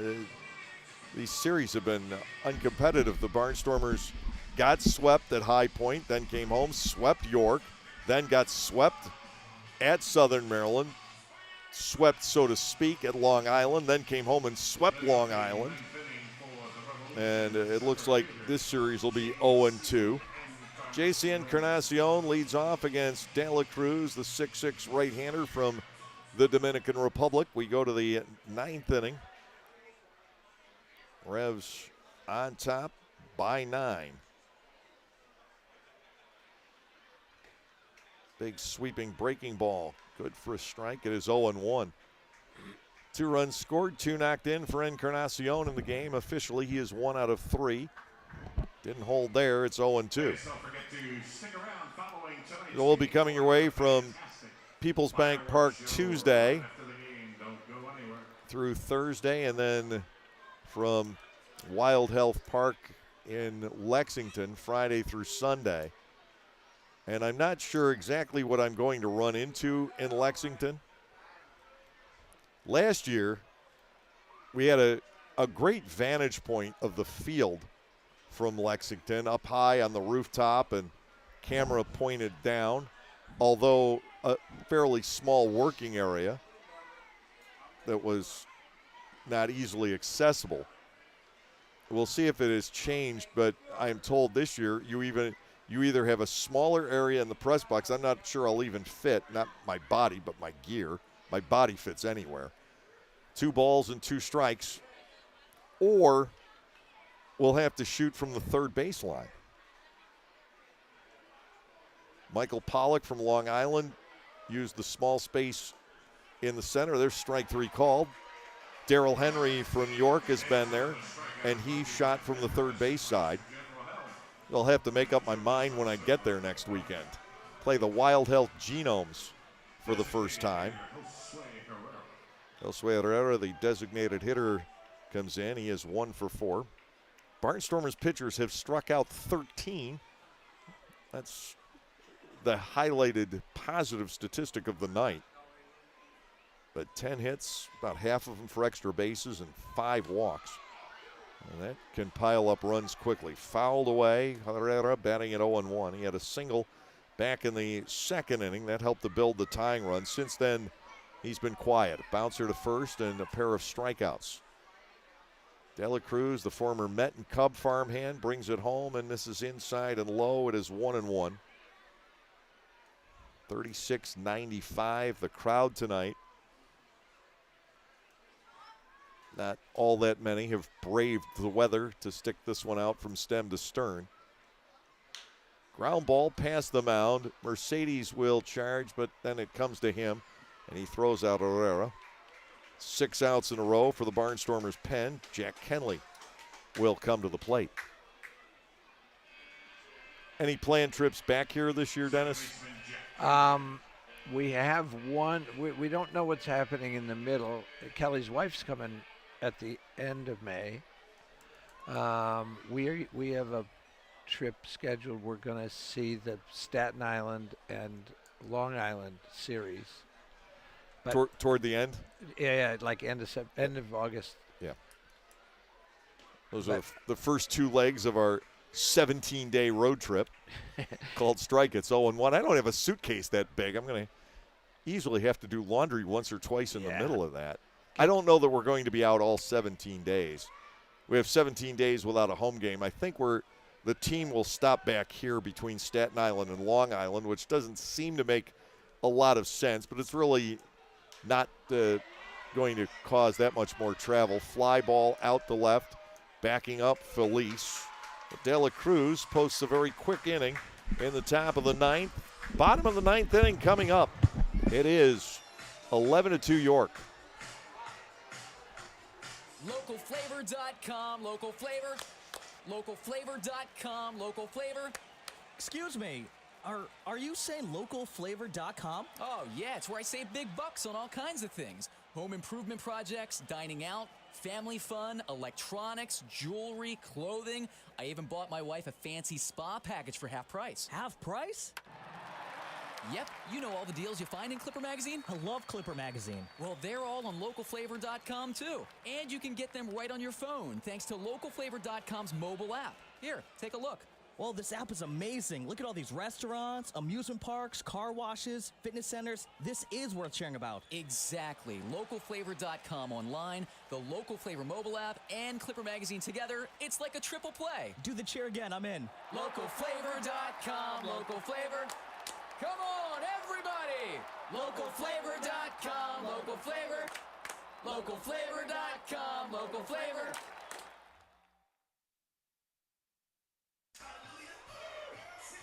Duke Van Schamen is eligible for a save tonight. People often overlook the 3-inning save rule, but there are 3 different criteria, and you just have to meet 1 in order to get the save. Start the inning with a lead of 3 runs or fewer. You can't create your own save opportunity, of course. Or you can come into the middle of the 9th inning with the tying run on deck or closer. Or you can work 3 innings of effective, in the mind of the official score, relief. And, well, you can't be more effective than Van Schamen has been so far, 6 up and 6 down. So he would get the save here tonight if he closes this out without a lot of to-do. Clark, Dugan, and Shaver slated for the bottom half of the 9th inning. York leading by 9 as Van Schamen completes his warm-up throws. Since the 5-run top half of the 7th inning, this game has just picked up in pace Everybody, I think, just in that mindset, even if it's subconscious, of just getting in out of the rain without a hotly contested game. Yeah. Nobody would admit to having that at the forefront of the mind. It's always, you got to grind through it. You don't waste at bats or anything like that. But in the back of the mind, it's just got to play in it. It's kind of a miserable night out there now. Here is Clark, 2 for 3 with a home run. And he tears into this one, hitting it about as far as it can go here at Clipper Magazine Stadium. And the walls will not contain it. Ladarius Clark with his second solo home run of the night. And that is to the fat part of the ballpark. That is a He-Man home run when you hit one out there. He hit that ball hard. Third solo home run for the Barnstormers in the game. That's their 3 runs. And now here is Dugan, who had the one that Clark hasn't hit. Since then, he has struck out and flied to center field. Von Schaman to the plate. Dugan with a strike taken. It's 0-1. It is 4:09 to that angle in the wall out there in left center field. And there's a double tier of signs. You got to clear about 17 feet. Foul ball back. Dugan batting at 0-2. So automatically, you've got to figure that's a good 420-foot home run. Yeah, easy.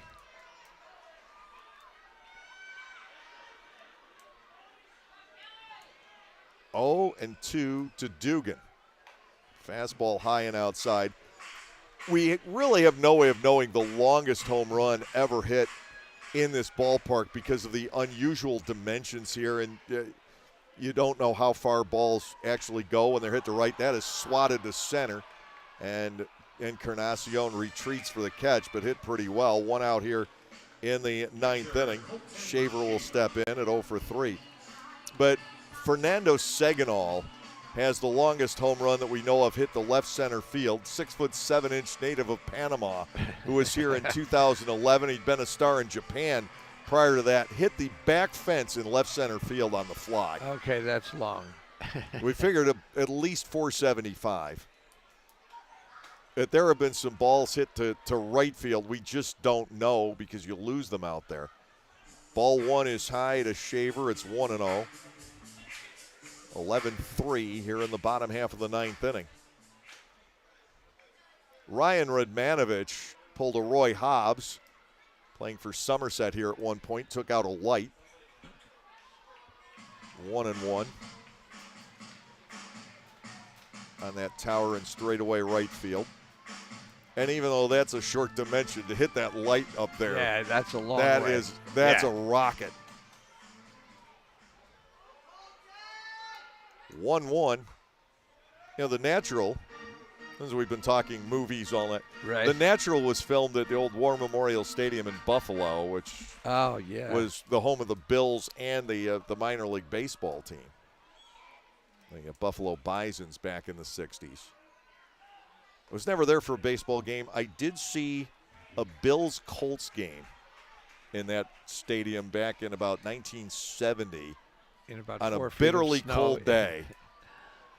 And I actually drank coffee that day, which anyone who knows me knows I have to be absolutely desperate before I put that stuff in my mouth. Shaver, a 1-out base runner, and Cordero will step in. It was unbelievably cold, and I went with a friend of mine and a couple of friends of mine and the father of one of my friends. And Dr. Lippman brought us all coffee. I was so desperate I had to. If I drink coffee, I don't drink coffee, but if I drank it in the morning, I wouldn't sleep at night. Cordero lifts this to center, fairly short. Encarnacion pressured to come in, but he's there. That's out number 2, and now it is the pitcher's turn, and we're going to see Devon Torrance. Well, the Barnstormers have rocked 3 home runs in the game tonight and struck out 13 batters. So if it's all about hitting home runs on your side and striking out the team on the other side, the Barnstormers win this game. But yeah, there's a lot in between there. And the in-betweens have been painful.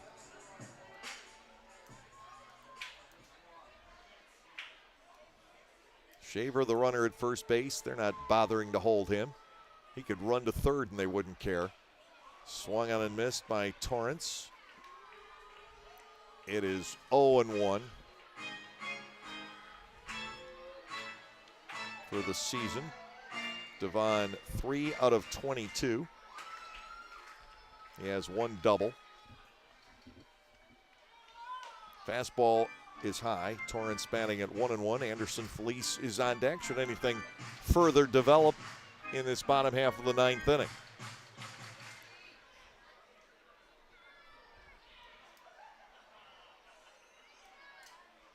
One pitch, fouled to the screen, 1-2. We actually have a shot at getting this game in under 3 hours. As from the bottom of the seventh on. Don't say anything. From the bottom of the seventh on, we just sort of raced through. We're going to have a big comeback here, and then you're going to eat those words. I'll welcome that. All right, fine. I will welcome that. Game. Torrance awaits the 1-2. He holds on the swing. 2 balls, 2 strikes. Bill Reuter was not going to give York the final out on that check swing. No, that wasn't even close. 2 balls and 2 strikes. Shaver, the runner at first. This inning opened with a monstrous home run by Ladarius Clark. He now has 4 for the year. 2-2. Torrance swings and misses, and that is how tonight ends. Well, it was a pleasant evening hanging with you. Thank you very much for including me. Run on 1 hit, no errors, 1 left. Dennis, thanks for stopping by. I wish you could have seen more Barnstormers baseball in person this week, but being a dad comes first. And even I know this from my experience because my older son is about the same age as Kelly is. Right. And the kids still come first. They may be grown men, but they're still your kids. And when they're sick, you take care of them. It's just it's just your instinct. Absolutely, absolutely. But glad you could be in here with us tonight. It was again, really fun. Thank you for dinner Thursday night, and we'll catch up again sometime later in the summer. Well, I'll say hi to you tomorrow. Dennis Dugan has sat in with me here this evening. We'll be back to wrap this one up in just a moment. Final score tonight, the York Revolution 11 and the Lancaster Barnstormers 3. County Motors Subaru once again presents the Subaru Outdoor Experience. Located along the first base line, this space welcomes fans to a different experience while attending games. The Subaru Outdoor Experience focuses on creating social engagement among the fans. Fans will identify with the Subaru Outdoor Experience, which includes games like life-size Jenga, shuffleboard, ping pong, giant checkers, and bocce ball, along with an art wall of kayak, bike, and recycling arts parts and information, a dog-kissing booth, a barbershop corner, and opportunities to engage with the local business that made this unique space possible. Come enjoy the games while watching the game. Rock with the 5-time Tony Award-nominated musical Rock of Ages at Dutch Apple Dinner Theater, April 22nd through May 14th. When a development company plans to turn the Sunset Strip into another strip mall, it's up to a group of wannabe rockers to save the day and the music. With music from Styx, Bon Jovi, Poison, and more, Rock of Ages features all your favorite 80s rock anthems and power ballads. How can you resist? Call 717-898-1900 or visit DutchApple.com to reserve your tickets today. Welcome back from Clipper Magazine Stadium, where they're about to torch the fireworks as the York Revolution has won for the second straight time, 11-3. The final score tonight, 11 runs, 10 hits, no errors, 6 left for the Revs. And for the Barnstormers, 3 runs, all on solo shots, 4 hits, no errors, and 3 runners left on. Eduardo Rivera records the win. He's 1-0, and the loss to Cameron Gann, who falls to 1-2 on the season. Duke von Schaman will get the save, his first, as the result of working the final 3 innings and not at all jeopardizing the lead. Home runs in the game. The solo shots for the Barnstormers, Kelly Dugan in the first inning, his 5th of the year, and then Ladarius Clark goes to right center in the 6th, to left center in the 9th. His 3rd and 4th home runs of the year. Melky Mesa had the biggest blow of the night, though. His one homer meant more to this game than the Barnstormers 3 combined. Mesa with a grand slam in the 4th inning that broke the game open, giving the Revs a 6-1 lead, and they would not be caught here tonight for Mesa, his 3rd home run of the season. 2 hours, 58 minutes, the time of the game, 36:95. Enjoying fireworks now, or at least the residual of that crowd is enjoying the fireworks now. A lot of folks went home to the persistent rain showers that we had here this evening. The Barnstormers got the first run on the board on the Dugan homer in the 1st inning. York wasted no time to tie it. In the 2nd, with 1 out, J.C. Encarnacion picked up a walk. He got singled to 3rd by Josue Herrera. And then Jack Kenley hit a ground ball to Blair at 3rd base. The Barnstormers tried to convert a double play quickly. They just missed. Kenley beating the relay throw to 1st by an eyelash at Encarnacion. As a result, scoring the tying run. We went into the 4th inning at 1-1. Gann got the first 2 outs. His pitch count was running high, and then everything just fell apart, very similar to the 6th inning last night. It started when Kenley ripped a double into the right field corner. Lenin Rodriguez grounded a single up the middle to take the lead. Stokes was hit by a pitch. Reyes walked. And Mesa unloaded the grand slam to right center field.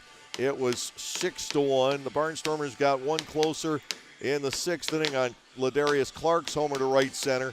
But then the 7th inning started off with a 3rd strike wild pitch. Mesa reaching base against Chase Johnson. Johnson, who had worked 2 1/3 already, never got another out. Nelly Rodriguez double to right center. Carlos Franco ended up being walked intentionally. And then J.C. Encarnacion with a single into right center. That, at that point, made it 8-2. And eventually that inning against Tommy Shirley, Troy Stokes Jr. hit a base-clearing double into the right field corner. Kelly Dugan got over there and at least got close to that fly ball, but couldn't reel it in. And that made it 11-2. Clark with that tremendously long home run to the fattest part not only of this park, but I think of any site in the entire Atlantic League. Left center field here is 2nd of the night. His 4th of the year brought us to our final totals of 11-3. And we'll take a look at what else has transpired around the Atlantic League tonight. It was a big night in progress for Darrell Thompson. The no-hitter was eventually broken up, but Southern Maryland streaking toward a first-half title in the Northern Division. They are now up officially by 8, and it very well could be 8.5 by the time this night is over. Southern Maryland 6-3 over Charleston this evening. Wild Health leads Lexington 8-3. They're in the bottom of the 7th inning, and they have gotten the game going again at Fairfield Properties Ballpark. High Point leads the Long Island Ducks 6-1 in the top half of the 8th. Gastonia and Staten Island victims of the weather for the 2nd consecutive night. Major League Baseball, there were finals this afternoon. One of those, a shutout of the San Francisco Giants for the St. Louis Cardinals. Atlanta tripped up San Diego 6-5. Oakland, in the day portion of a day-night doubleheader, defeated the Angels 4-3. Night game is still to get underway. The Detroit Tigers defeated the Baltimore Orioles with a shutout today, 3-0. Toronto has defeated Tampa Bay 5-1. Miami leads Milwaukee 9-3 in the bottom of the 8th inning. The Pirates knock off Cincinnati tonight 3-1. Washington leads Houston 10-4. They're in the bottom half of the 6th inning. Boston winning big 9-1 at Texas, bottom half of the 7th inning. The Mets are up 3-0 over Seattle. They have been held up by rain tonight as well, but getting the game in now. They're just in the bottom of the 3rd. Cleveland and Minnesota knotted at 1 in the top of the 8th inning. White Sox 2, Yankees nothing, bottom 7. Cubs and the Arizona Diamondbacks are even at 1 each through 4.5. Colorado leads Kansas City 7-3 in the 5th. The Phillies and the Dodgers will be getting underway shortly out in L.A. The Barnstormers get tripped up here for the second night in a row by the York Revolution. Lancaster leading the War of the Roses 3-2, 27 games still to come here in the 2022 season. This current 3-game series will conclude tomorrow at 1 o'clock. The Barnstormers will send Dominic DeSabatino to the mound. He is 1-2. Nick Travieso 1-1, making the start for the York Revolution. We'll have it for you on the Barnstormers YouTube channel beginning at 12:55 tomorrow afternoon. So now for Dennis Dugan, who was kind enough to enjoy the game with us sitting in here tonight, for our video producer Ryan Cortazzo, my assistant Toby Prime, all the cast and crew here at Clipper Magazine Stadium, and our presenting sponsor, Gockenauer Appliances of East Petersburg. I'm Dave Collins. Have a great evening, everyone, and come tomorrow on Family Fun Day. We'll see you at the ballpark.